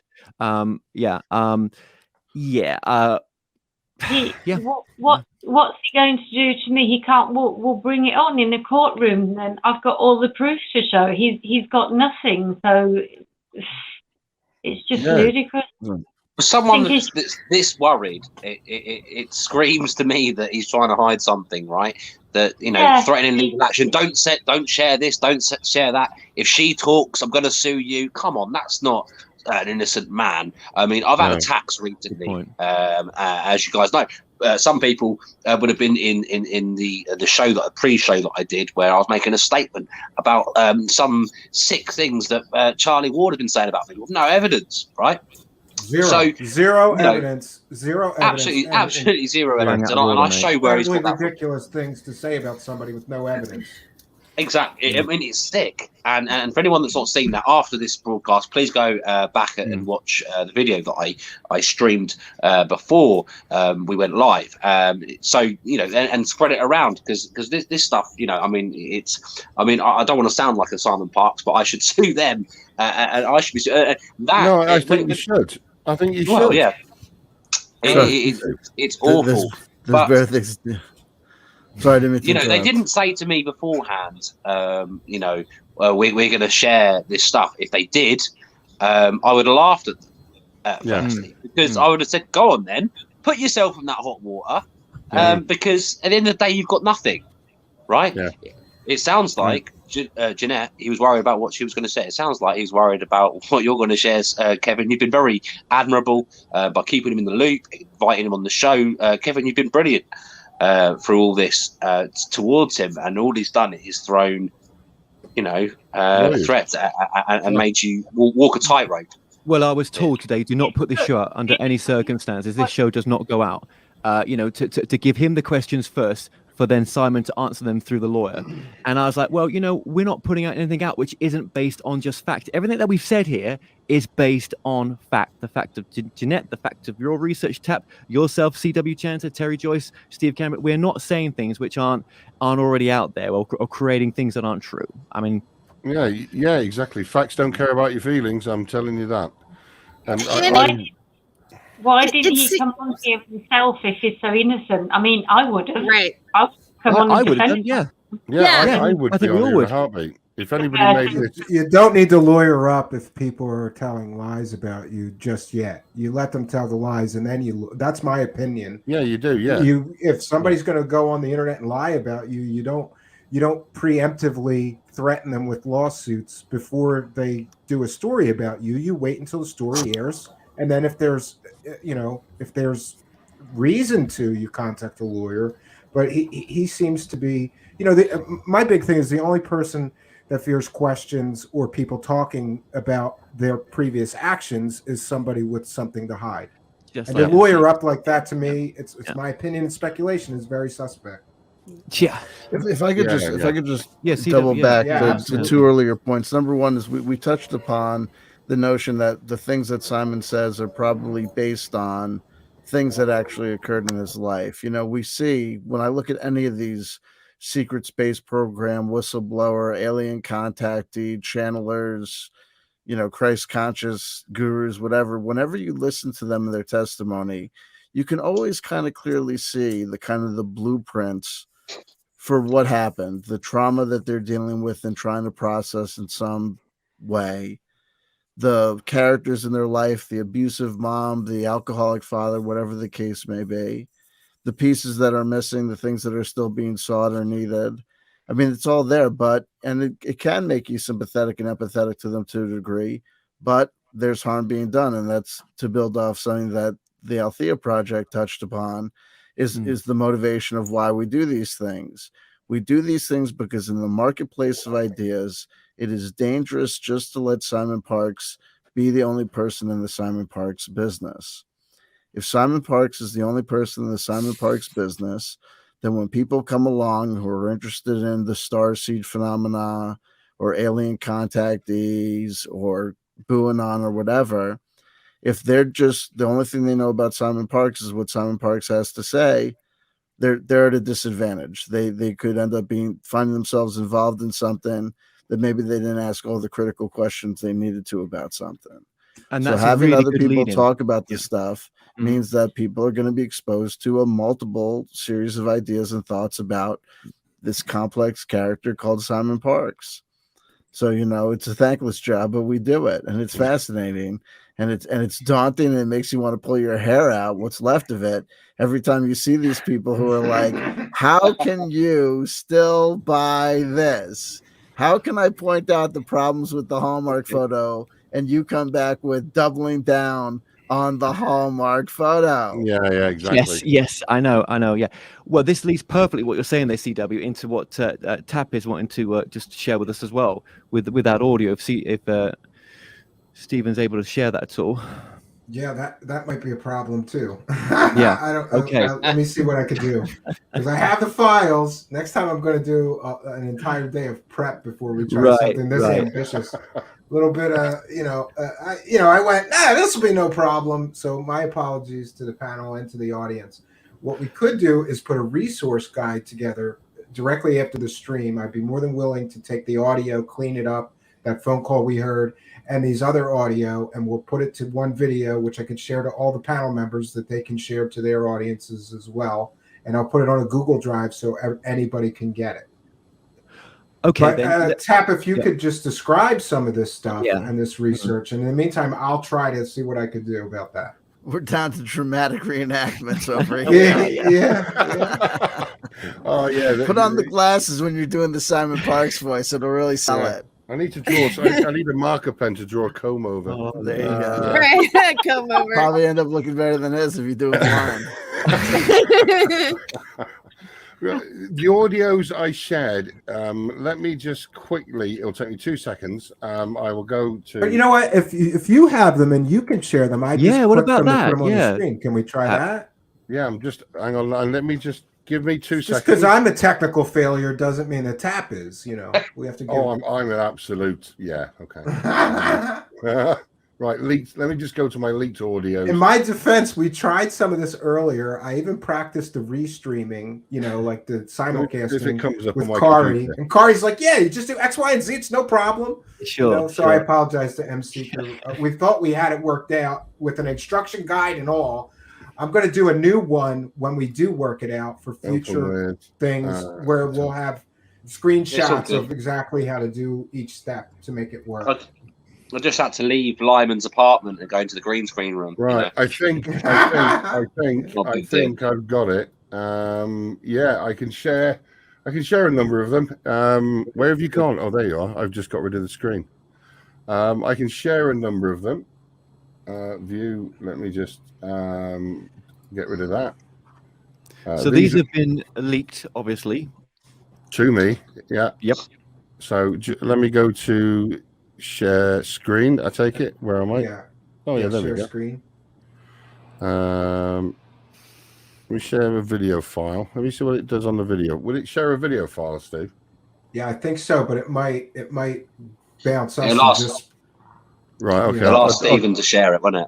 If you put it up, if you try and share the video. I'll share the screen. I'll share the screen.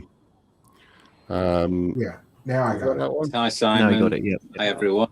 Lovely to see you. This is Medbed. Yeah, you too. This is Medbed. A couple of Now we questions, can hear Simon. it, First question is, do you have any news on any updates on the med beds? And the second question is, if you've got any shares in the stock market, will when they sort of press the red button, so to speak, will you lose all your money in the stock market, all your shares, or will it go onto the new system? How does it operate? Thank you. I'll take it backwards. Unlike a bank, it's not going to be protected. Right. Only the bank, your money in the bank will be protected, because the deal was that when you put your money in the bank, they promise to look after it for you. Okay. So if they rob you of it, it will be replaced. The stock and shares were always explained to the punter that they could go up or they could go down, and that was the risk you took. So if you invest in the stock market, like crypto coins, for instance, and they go down, you will not be reimbursed. So that things like common law can come in, things like med beds can come in. What I can say to you is that once the green light goes, then they will be replicated at a very fast rate. Britain, because CC is in Britain, Britain will get its fair share of med beds, because we've been promised them. It doesn't mean that other places won't get them, but I know that I don't know whether I'll physically get called or I'll get some form of encrypted video conference, but I know that someone is going to say to me, right, where do you want them? Just like that. That's what will happen. I've got to say, well, I've got these countries. I've got England, Scotland, Wales, and Ireland, and I want them in the principal cities. I can't put them in the rural areas to start with. It'll be in the principal cities. So we will have coverage, and we'll do better than France.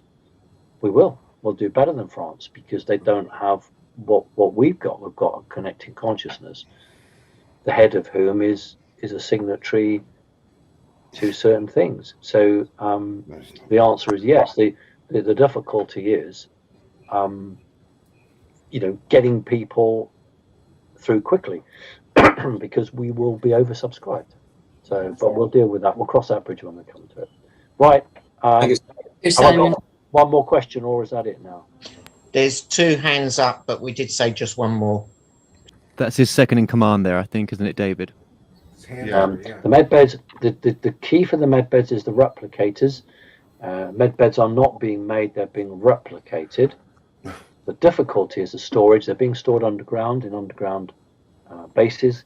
They're not being stored above ground because this is too secret technology, and they are not making many of them at the moment. They're waiting for the go-ahead. The replicators are in the right positions.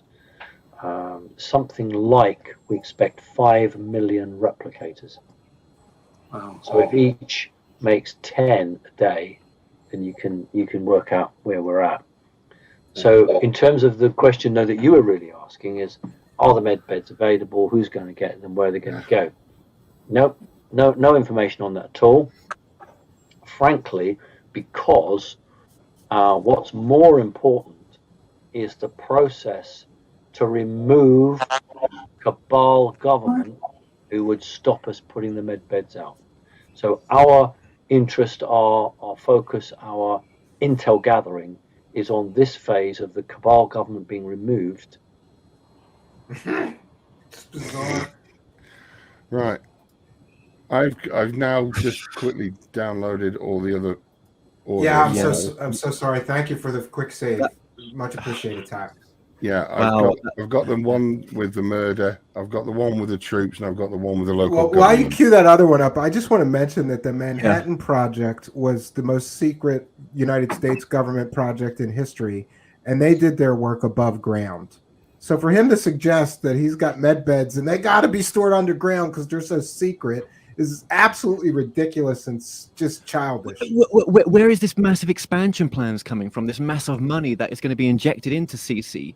You know, it's talked about coming from the QFS, but like I said in an email to Simon, you're going to tell your people it came from QFS, but actually it came from the court case that you've just won, and the assets that you're going to remove from the family members that those assets belong to, you're going to move it into your own personal name, obviously, and it will go eventually into CC. That's what I said to him was my take on how you're going to get all this money to employ people, because you won the case on technicality, I believe, but others think that's different. You can't get blood from a stone. There's no debtors' prisons in America. There's no debtors' prisons in the UK.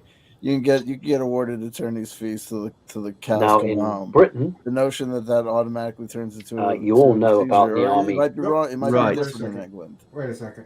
Sorry. Yeah, that was So that's me, good. sorry. That's a good point, CW. Yeah, that's a good point. You're sharing multiple screens here, and I'm getting confused here. So let me get rid of that one. Okay, and we'll go to this. This is the There are next other one countries where they in are the now series, trying right? to enter people's houses to force vaccinate them, and I have been asked whether it is now right to kill police or medical workers who are trying to force their way in to force vaccinate people's children. We have got CC members in those countries now who have just gone on the run. They've taken their children and they are in hiding. We've got CC members who are joining in groups and arming themselves, ready to literally fight to the death. Yeah, this is unbelievable. Yeah. So the Absolutely danger, unbelievable. Wow. the danger Absolutely here, the unbelievable. danger here is that he's more or less giving people permission to hurt people that are healthcare Yeah. workers. He's not Yeah, telling yeah. them Yeah, don't do yeah. it. Yeah. He's And not just telling them everyone, stop. just remember this. This is not what he broadcast out on any platform. This is, I'm right, Tap. This was leaked from internal. Members only. Members only. content. Yeah, right. This is a That's members what's only. really going on. That's another classic cult technique, is that there's the outer teachings, there's the teachings and information that's available for everybody, the public relations information, and then there's the behind the scenes shenanigans with the true doctrine and the true secrets and the true power movements and espionage behind the scenes. Yeah. And it's normalizing politicized violence. It's basically saying, and it's encouraging people to feel the fear is that people get plugged into this world of connecting consciousness. They get into this inner circle. They pay their membership. They get the Patreon benefits, whatever the case may be.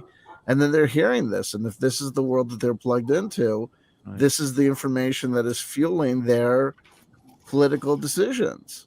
Yeah. But you These are the always warned about decisions that this. are fueling their attitude and opinions when they're gripping their gun that they got for home protection when there's knocks on the door.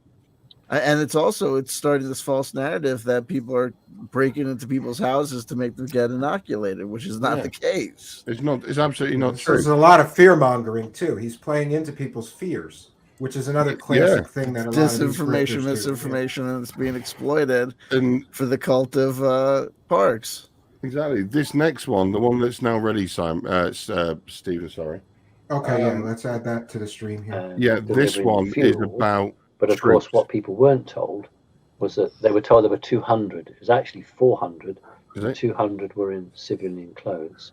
I can now tell you that in parts of northeast England, the military that's the now wrong are one. driving Ignore that one. ordinary That's ambulances. boring. Okay, here we'll get rid of that one. We'll try and share another one. Yeah, let me just remove that one. I'll bring you the local government one up, which is he's an expert on that because he was put in charge of telephone poles and potholes. Yeah, potholes and lamp and street lights. Success at last. Last time was blooming awful. Sorry, I'm another invader from across the bridge, so apologies. I've come to your lovely country. This is just a question, and it's probably more up Simon Street, being somebody who is involved in politics. But are we going to involve ourselves, and is it an idea to involve ourselves with local councils, local government, so we can actually facilitate a smoother running between the two with projects? Because obviously they're going to be part of the problem as well. One of the projects that we've got up for grabs will be educating and training local men and women who want to be councillors in whichever, England or Wales, because what we need are people who are not corruptible to get into council. I'm talking about the longer term, but to actually be elected. It doesn't matter what banner you go under. We're not a political party, so nobody's yet asked me to form a political party. But basically to get men and women into council who are not corrupted. So that's one aspect to it. The second aspect, no, it's okay.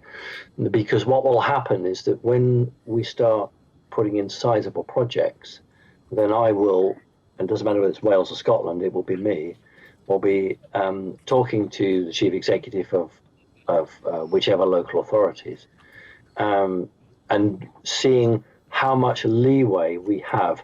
For instance, there's absolutely no point in me putting in a project that supports carers and people who need caring if the local authority is going to come in and say, oh, you can't do that, you can't say that. No point. So change must be financial, spiritual, and political. Now, if we can't get the change through mediation, then I will literally just have to pick the phone up to America and say, we're really being stymied here, we're being blocked here. Can you send a man round to somebody's door and have a word with them? That's literally what we'll have to do. So the hope is that sitting on a table with a cash-strapped local authority and saying, how would you like me to run all your youth centres and pay for it?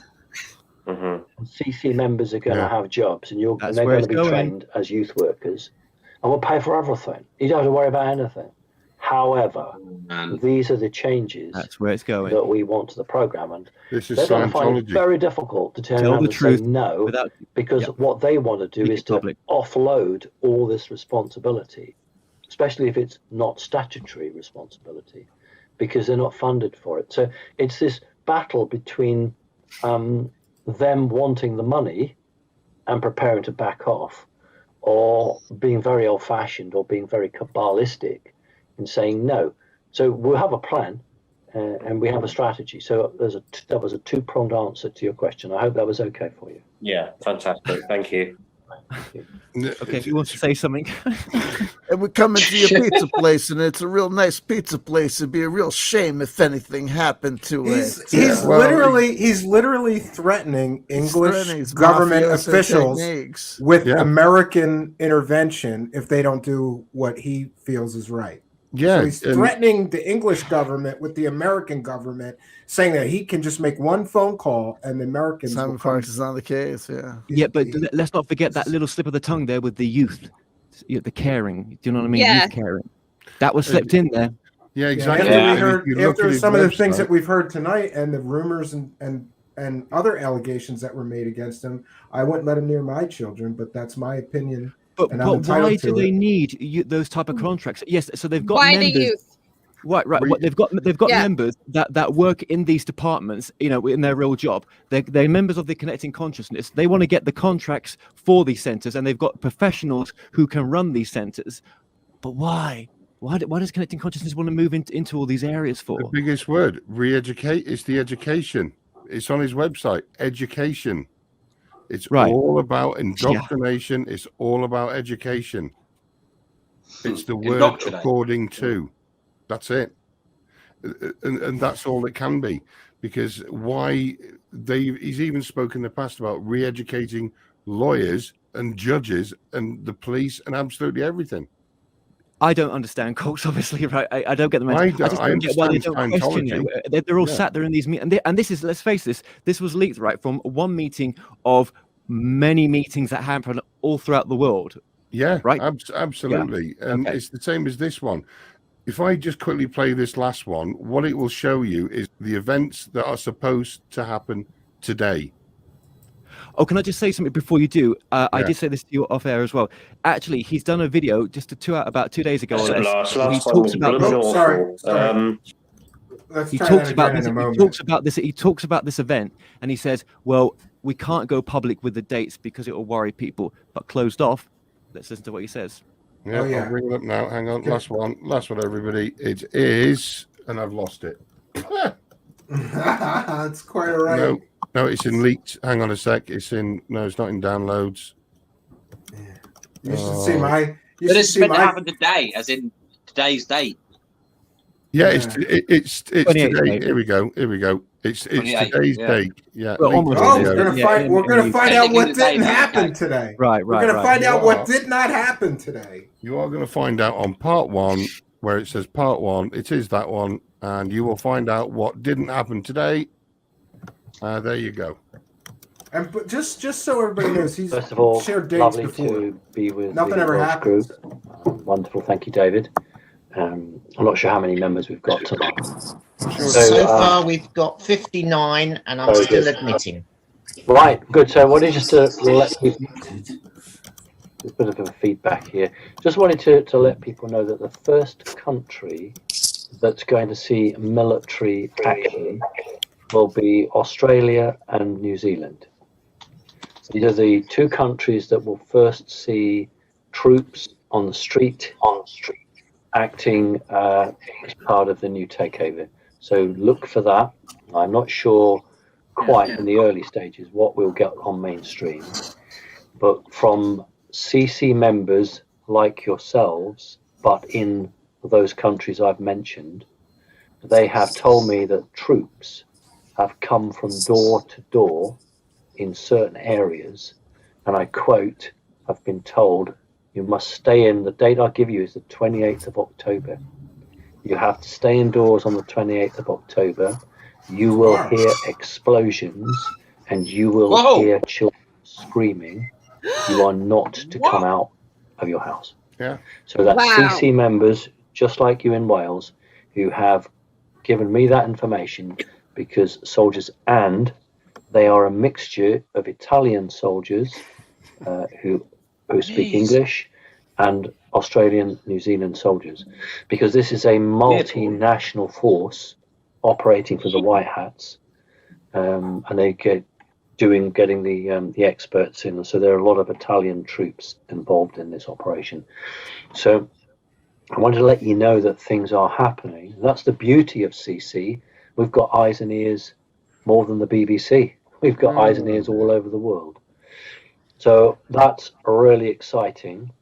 A lot of people have said to me that they are, I don't know if disappointed is the right word, but they would have liked to have seen more action.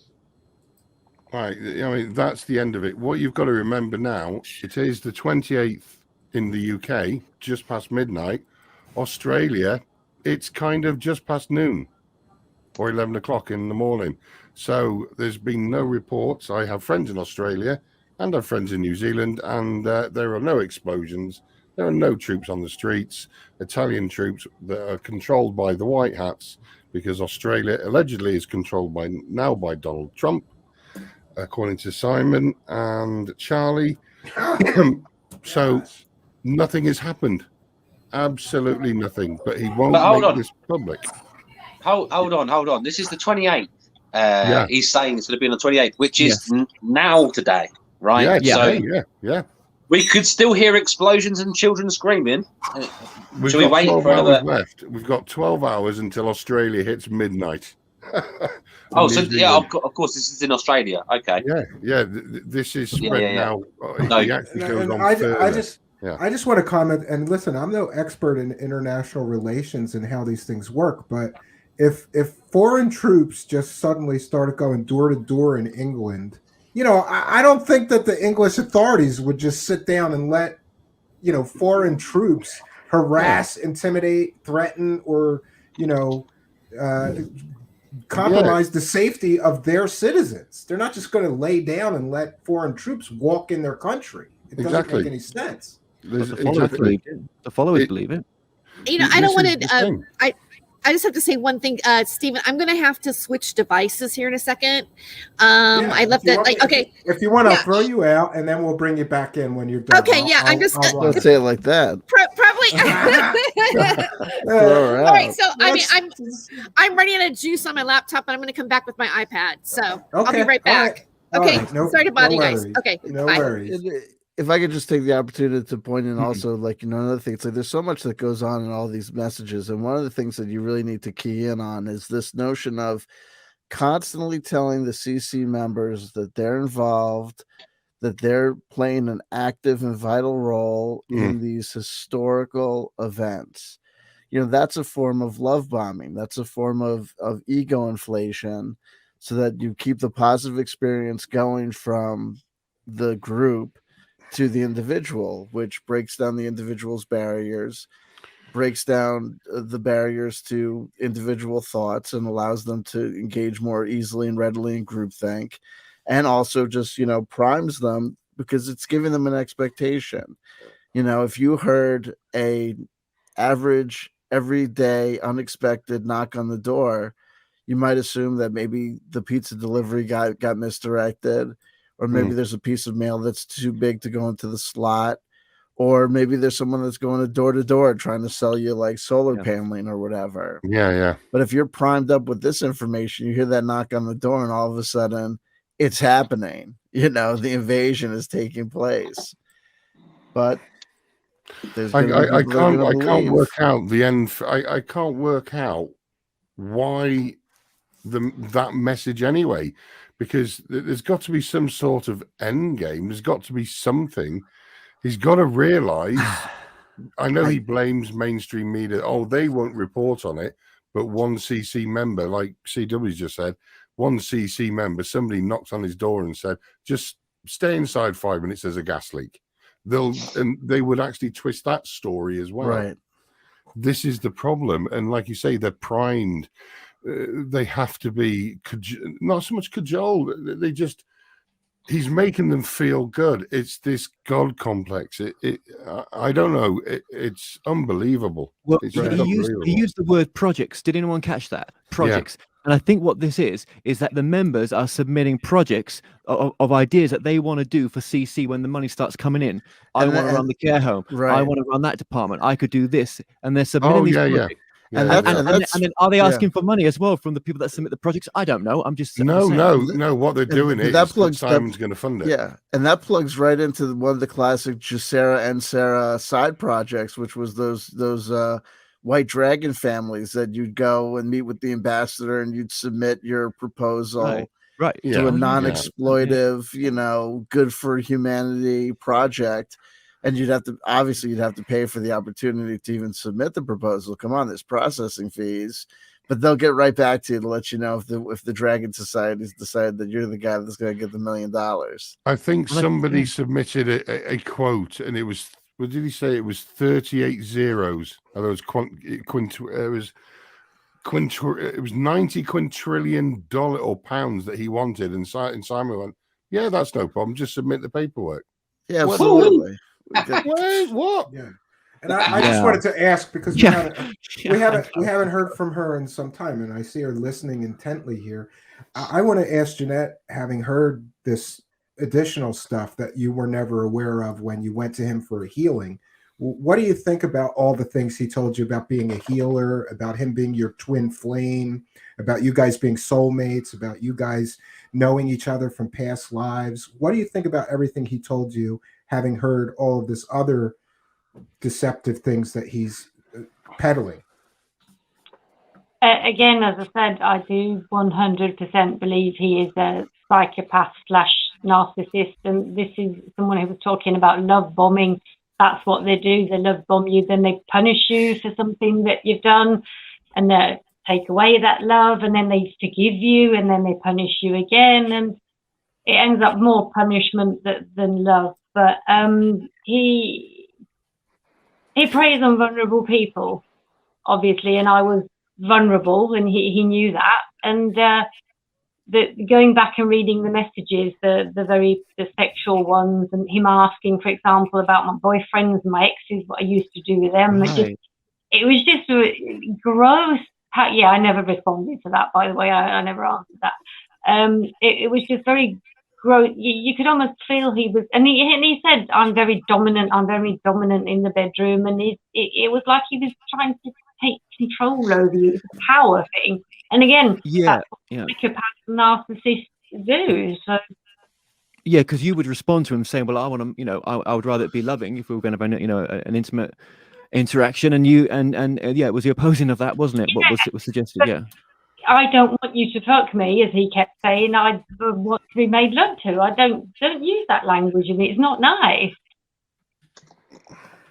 And no, I don't want to suck your snake. And it was just it's really bizarre. That's how he refers to penis. I was absolutely shocked. I was absolutely shocked. Look, I'm a big boy. I've seen sexually explicit messages before, but this was beyond the pale. Like, this is what I want to do to you, and all of this stuff. And I love that he made a point to point out that he doesn't come quick, Oh God, yes, that was so. You better be ready, because I don't come quick, and all this other just deplorable garbage that he was spewing at her. Are we sure we don't want to do the dramatic read of the emails and the texts? And that's what he kept saying, that he wanted to literally fuck me from behind and see my gorgeous bum. He doesn't even know what my bum looks like. He's never seen my bum. It was just silly. It was just Well, I still think, again, none of this really, it does matter. It doesn't matter. But what really matters here, right, is that you were the client, Ginette. That's the difference. If this was a relationship or an ex-girlfriend that was pissed off, or boyfriend, none of us would be putting that stuff out there. All right, that's your private stuff, right? Regardless, but this is different. Exactly. He's saying, he's threatening to take this to court. Well, a judge that isn't corrupt will look at this and he'll go, "Oh my God, this is disgusting. You belong." You were paying for a service too. You were paying him for a service. While he was saying this. That's another thing. Not He that gave you it sort for of free. service either. Oh yeah. I mean, I run a small business, and I can't imagine ever sending these kind of messages to a customer of mine. And I'm not trying to heal people of depression and suicidal thoughts or anything crazy like that. I'm fixing computers, but still, there's some things you don't do. You don't go there with a customer or client. And it seemed to be a common thing that some of the people that I've spoken to, and one of the people I've seen them pop into the chat right now. There's someone in this chat right now that was a victim of this man, and I'm just so glad that I saw her pop in, and I'm glad that she's there. And I know someone else that's watching this right now that's the same as well, and I'm very glad that she's watching. She's just been texting me, and they all use that's the same thing, where they didn't pay for it. It was free in this sense. The initial contact. Yeah. That's it's like a lot of things. It's the same. It's the Scientology personality test. Get the footfall, get them in the door. Absolutely. Then you've got them. That's it. You can offer the world. And if you're hurting inside, if you are suffering mental health issues, and even if your heart's breaking, even from a relationship or family problems, you're susceptible. You're easily. They've got you hook, line, and sinker. They've got you, and it's sad. I do believe he's delusional, and he belongs either behind bars or in a padded cell. I don't know, or both. But he is dangerous. He is a dangerous person. I would love to know how many people he's done this to, and maybe not just women, maybe men as well, because I did read somewhere that there was a man that had said something had made him uncomfortable, the way he behaved towards him. I can't remember exactly. Again, that's alleged. I'll just say that. Yeah, that's all alleged. Yeah.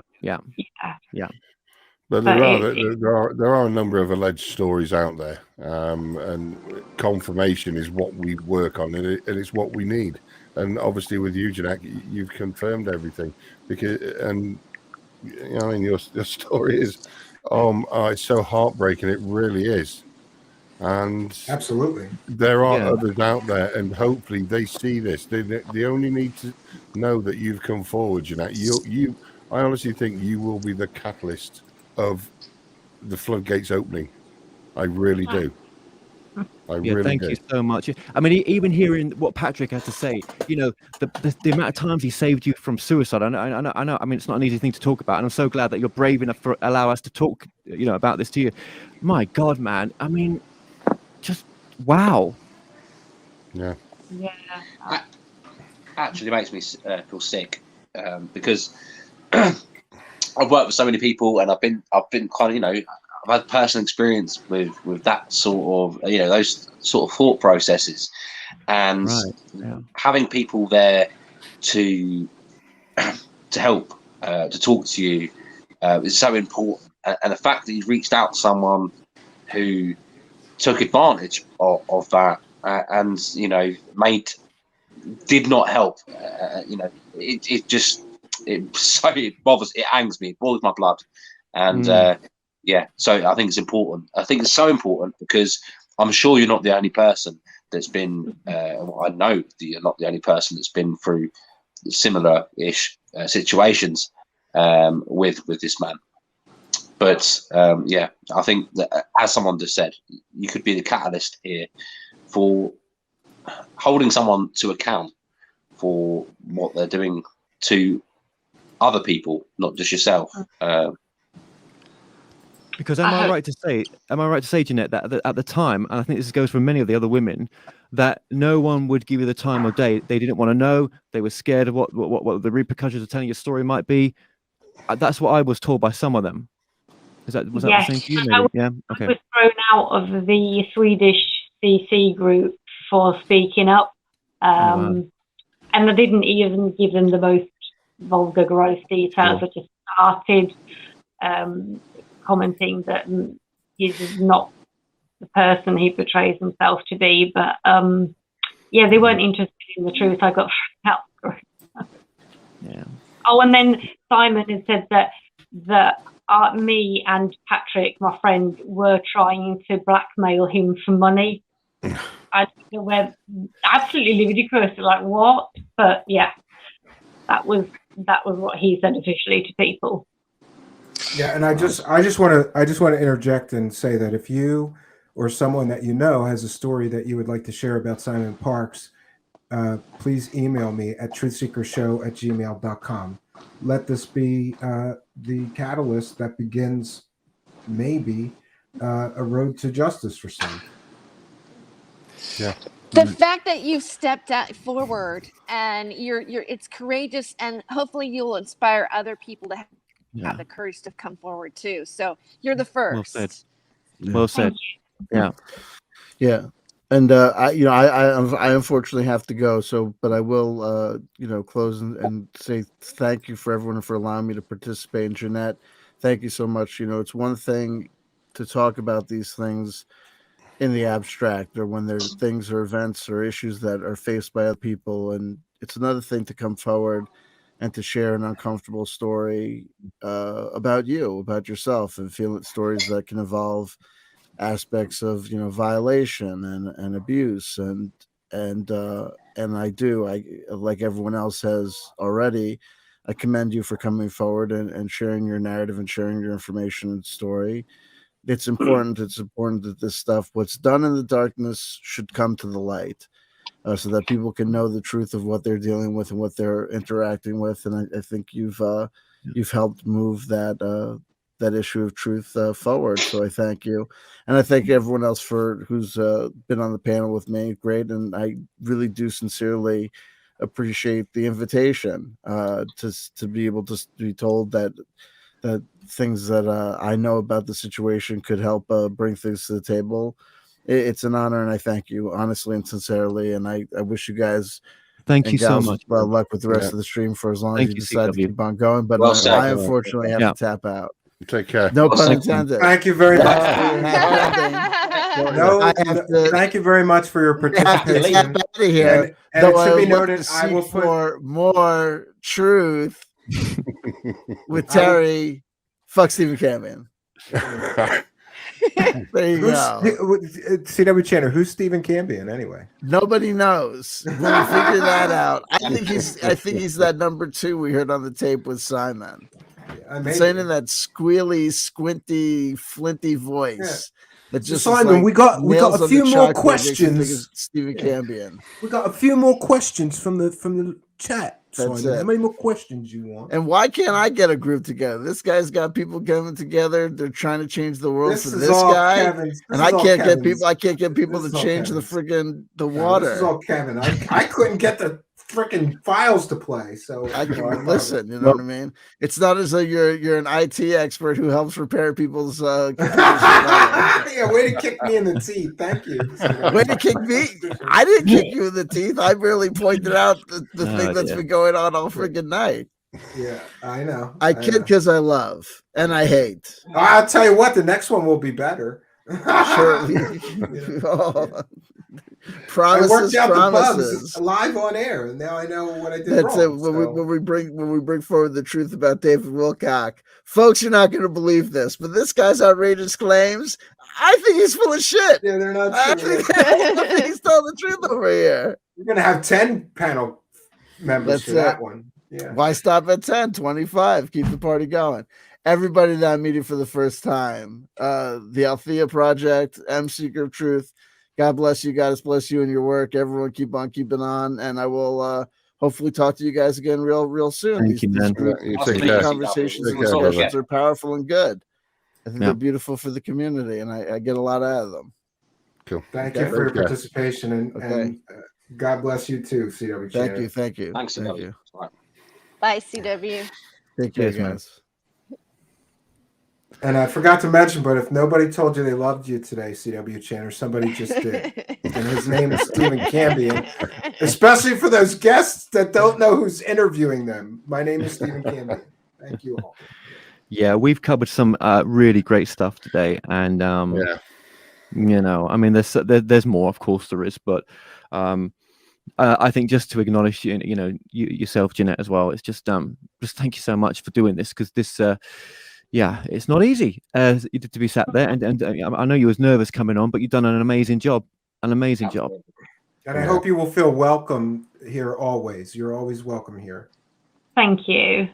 I appreciate that. We honestly, we will all stand with you, and we do. Yeah, absolutely. Yeah. But you know, we've got your back. You know, someone just commented, actually, Sherlock Tarot in my chat.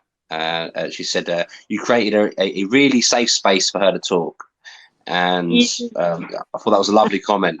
Yeah, and I hope you do feel that. I do. Thank you very much. I do really appreciate it. Yeah. Thank you, all of you. There's another question from my chat if we've got time to answer it. Someone has said, "Do you?" Yeah, why don't we try to pull in some? We can't put them up on the screen, but let's take some questions, because we are simultaneously broadcasting on M Seeker of Truth's channel, and he's got a bigger crowd than us. So let's take some comments and questions from his live chat, but he's going to have to read them. Or do you want? I can go over and read them out loud, and then you can talk about it. I don't know how big my crowd is. I'm using my phone as well as my laptop, so I don't know how big it is. But we both had a very big crowd tonight. Great turnout between my channel, I know, and from your channel. So thanks, guys, for joining us. I've had quite a few questions in the chat. I've been trying to keep an eye on it, but I'm using 2 devices and juggling. I've not even got my green screen behind me. I feel a bit vulnerable. But I had one earlier, and it said something along the lines of, do you think that Simon is just doing this for monetary gain, or do you think that there is another perhaps more sinister reason behind it? I mean, people controlling. We've discussed this, haven't we, Kevin? And I'm still slightly with his end game. I don't know what his end game is. I know what I'm gonna do, but I can't figure his end game. Is it, like you say, is it more financial? No, I don't think it is. Is it about power? Yes. I honestly think it's about that. I just think it's control. And now, just a note on the simulcast, we have over 550, I think, people watching between my stream and M Seeker's Truth stream, or maybe 600.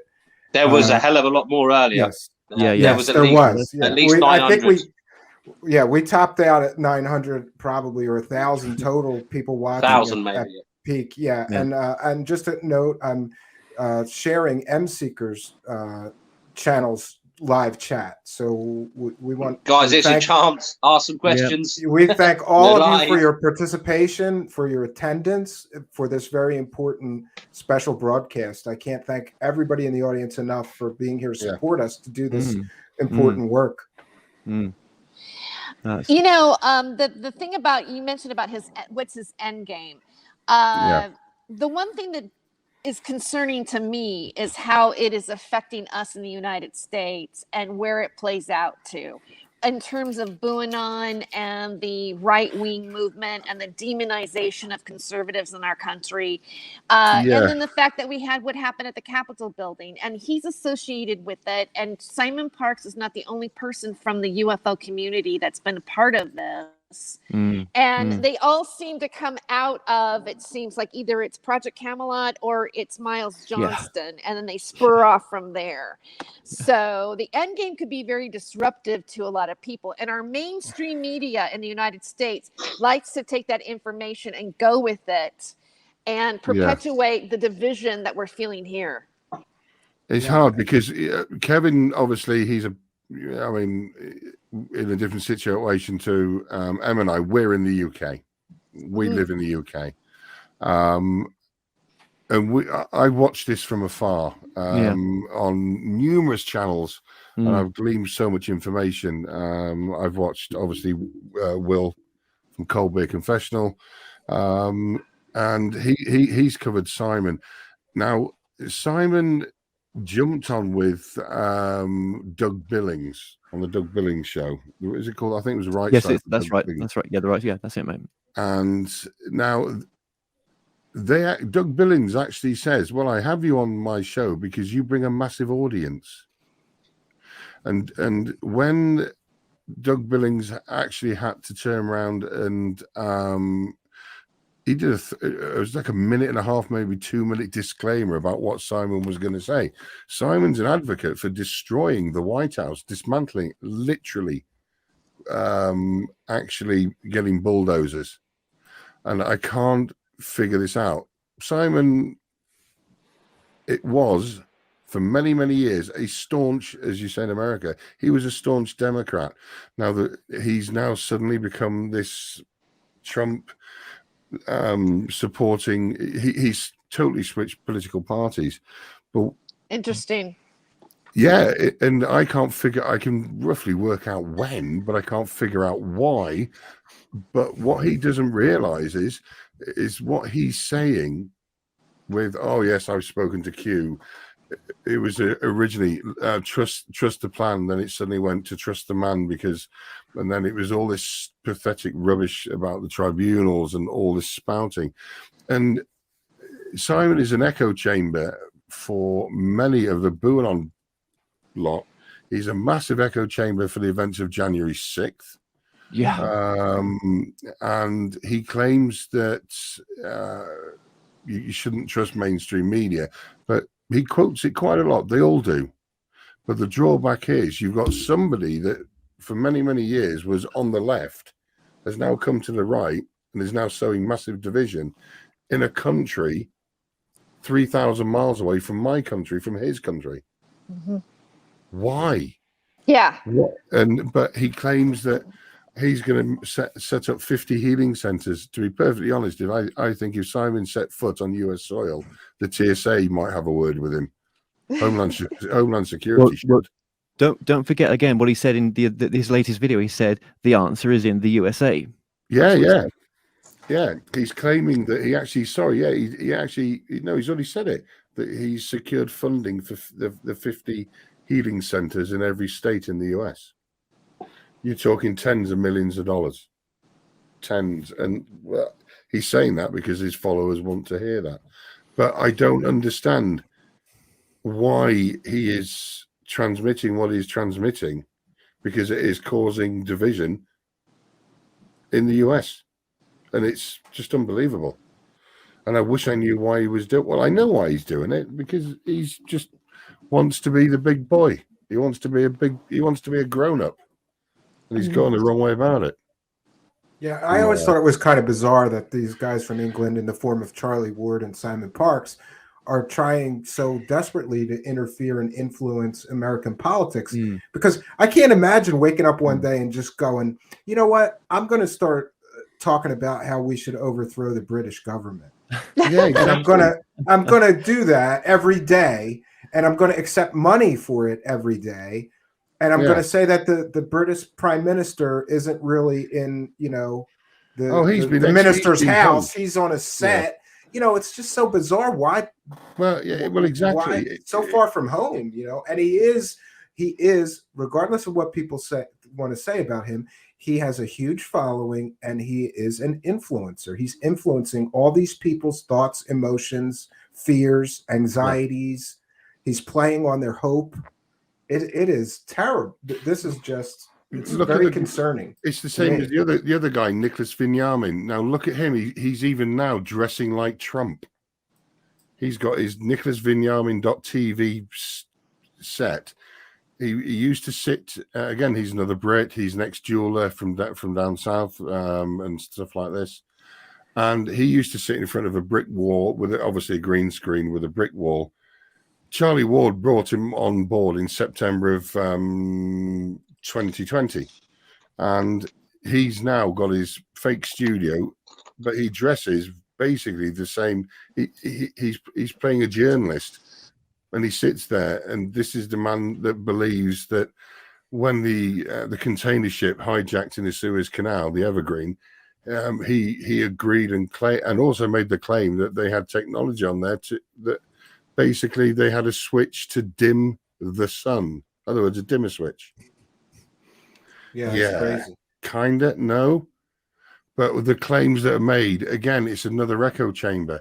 But they're all, see, Nicholas and Charlie, I mean, they're not interacting as much as they did in the past. But neither Simon. Well, because they got so much wrong. I think they had to back off for a while. They got so much wrong about the American voting thing. I don't even want to say the word. That's I know, yeah. And they said this would happen, that would happen. They would, and there was other grifters in the UFO community, like David Wilcox, saying the same exact echo chamber stuff. Yeah. The election's the voting thing's going to get overturned. Biden will never step foot in the White House. Yeah. He's going to be arrested for voting for interfering in the thing. And it is this huge echo chamber, and they're all telling people things they want to hear, like Hillary Clinton's going to get arrested next week, and then it never happens, and it goes on and on and on. They never comment on all the stuff that they've gotten completely and totally wrong for 4 or 5 years now. They just make up new stuff. Yeah, people forget. I think the three main protagonists in the UK, Vinyamin, Ward, and Parks, they jumped on that. As far as I on the political aspect of it, financially, and that's it. In my personal opinion, was this financial aspect of it. Because Ward charges X amount a month. Simon doesn't charge, but there's a donation button. I'm not saying I'm not making no allegations, but Nicholas Vinyamin now charges. He's moved up and up and up, and these three protagonists, they haven't got a clue what they're saying, and they're now starting to sow derision in this division in this country. with Simon trying to get into the local councils. Charlie Ward is always saying this is all boarded up. The Queen, Her Majesty the Queen is dead. This is this, blah, blah, blah, blah, blah. And none of their followers will just take to a keyboard and go, well, hang on a minute. I have a rule. I'll take 10 statements. If 3/4 of those statements are false, you're done. That's it with me. There is no point to listen to you anymore. And that's it, and that's how it works. Yeah. But I am talking about disinformation, misinformation, and the altering of contextual, be it news stories. I know mainstream media are not the most trustworthy. I understand that, but you've got to start somewhere. But all the same with DuckDuckGo is better than Google. Well, it's not, because actually it's got the same crap on. Google and DuckDuckGo, you can Google this thing and it'll appear on DuckDuckGo. So even those stories are ridiculous. But yeah. Well, I mean, we've still got our research to do, haven't we? Oh my God! I think there's still a lot in the beginning part of Simon's story which doesn't make sense, and including his father as well. He never talked about his father, and when did his father die? I asked that question because on Simon's marriage certificates, I think was it the first one as well, back in 85, that his dad is down as deceased. 85, right? Yeah, absolutely, yeah, 1985 well, deceased. If he had no contact with his dad, and his dad left him as a little child, and maybe he did come back in that early age, but nothing afterwards, from what he said, then how did he know his dad's dead? I mean, I don't get it. Well, yeah, because I mean that's 26 years, because he landed Christmas Eve of 59. Yeah, landed in the UK into Southampton, and then 85, his father's claimed as deceased. Yeah, we need to find. We'll find it. It's not an issue. Yeah. Oh, we'll find it. But yeah. Yeah, I mean, I've interviewed someone. Simon knows this guy as well. A US guy over here that actually knew his dad and his mum from where was it? South Africa, wasn't it?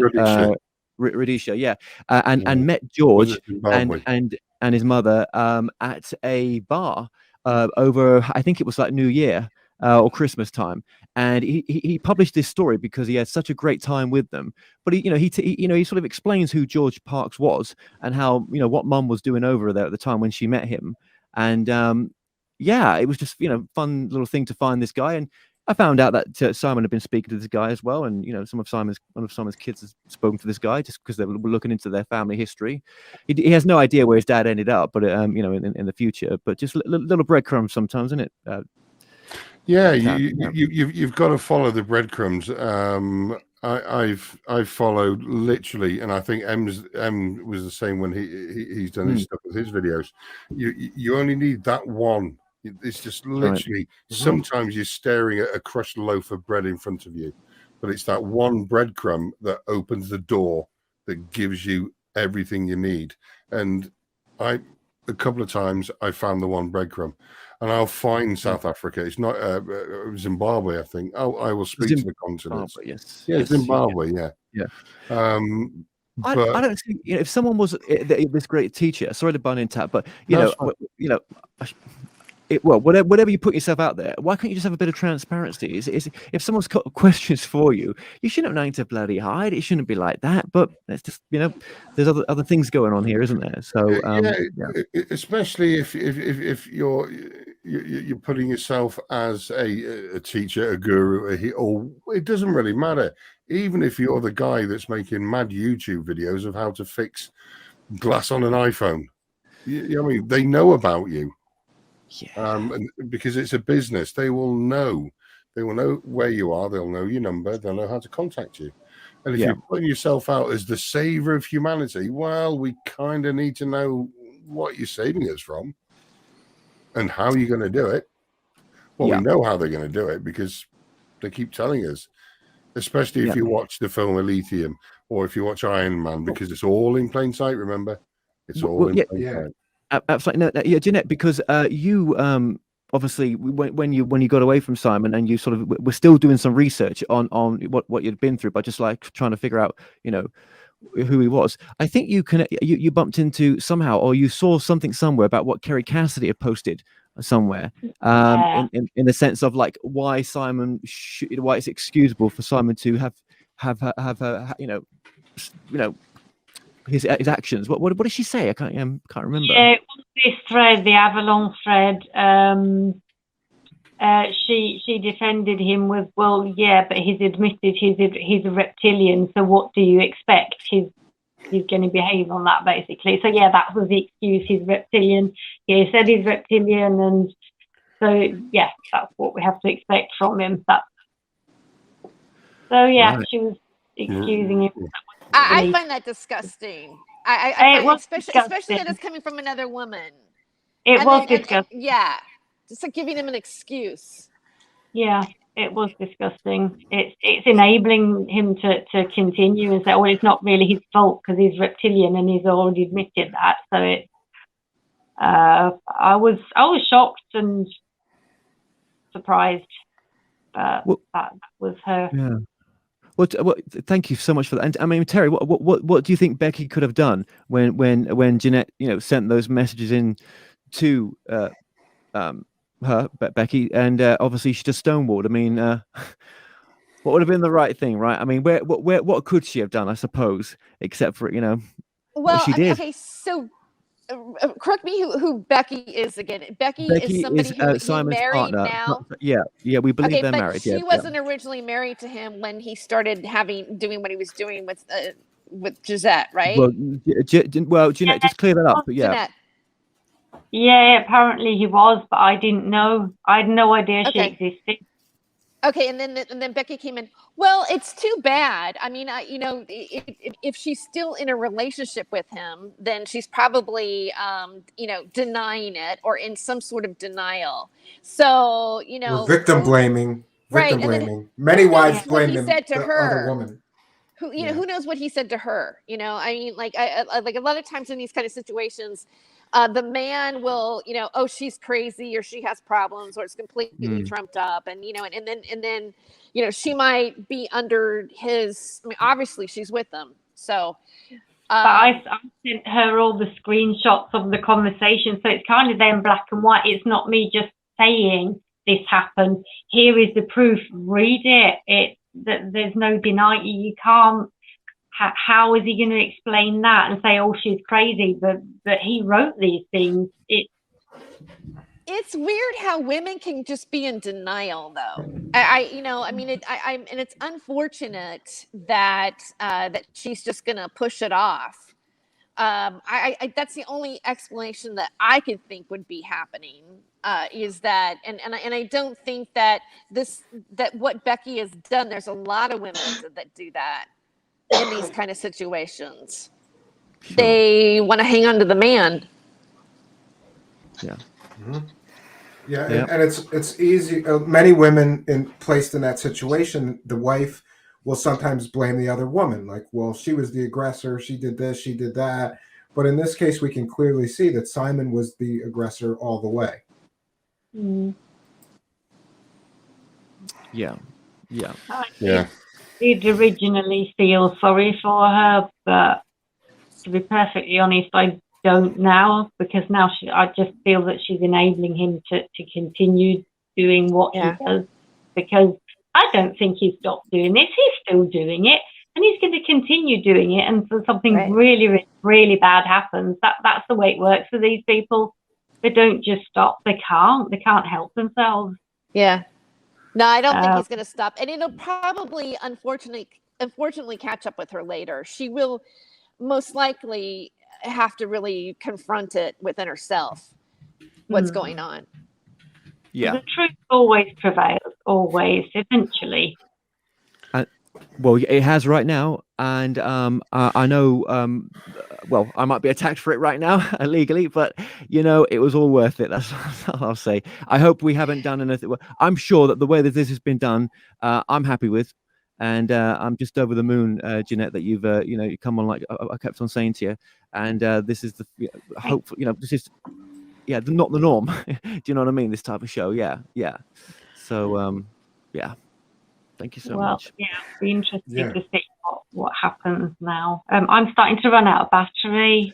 Yeah, we're going to wrap things up. Yeah, We're way over. yeah. I thought we were going to get this done in 2 hours. I knew it might have been a little long, but we could go. So I don't know exactly how to wrap it up except to thank all of our panel members and invite them to do a part 2 if we all continue to dig and find additional things worthy of sharing. I'd be more than willing to host and help in the research efforts. We've got some incredible researchers here that have all contributed to tonight to share some of their findings there, and maybe others that have just been following Simon very closely that covered their coverage of his past string of lies and deceit and all of these things. And I can't thank everybody enough for coming here, banding together to do this good work. Absolute pleasure. Yeah, I'm thank you. just so appreciative of you all coming together like this at such a sort of a last minute as well. And my apologies. So appreciate it. My apologies for the technical issues. Part 2 is going to be much better. I promise. It really will. I wrote notes and everything of everything I did wrong, apparently. So it's on me. Live show, you get up here, warts and all. The important part was the information that we had to share. We all came together and got it done one way or the other. And my apologies also to M Seeker of Truth for not working out the proper things. But I'm so glad that you made it. I'm just glad that you made it because it was very absolutely. And thanks to his audience also for their huge attendance of this important event. We really appreciate your that. Your ears and eyes. It's all good. Thank you for my audience for being here as well. And I've connected with you guys before. And those that I haven't connected with, I'll be happy to do more with you guys. But let's do a part 2. I'm down. People stayed with this. They wanted to hear the truth behind Simon Parkes. So like you, someone said before, all good researchers in our own right and with our own kind of field or take on this.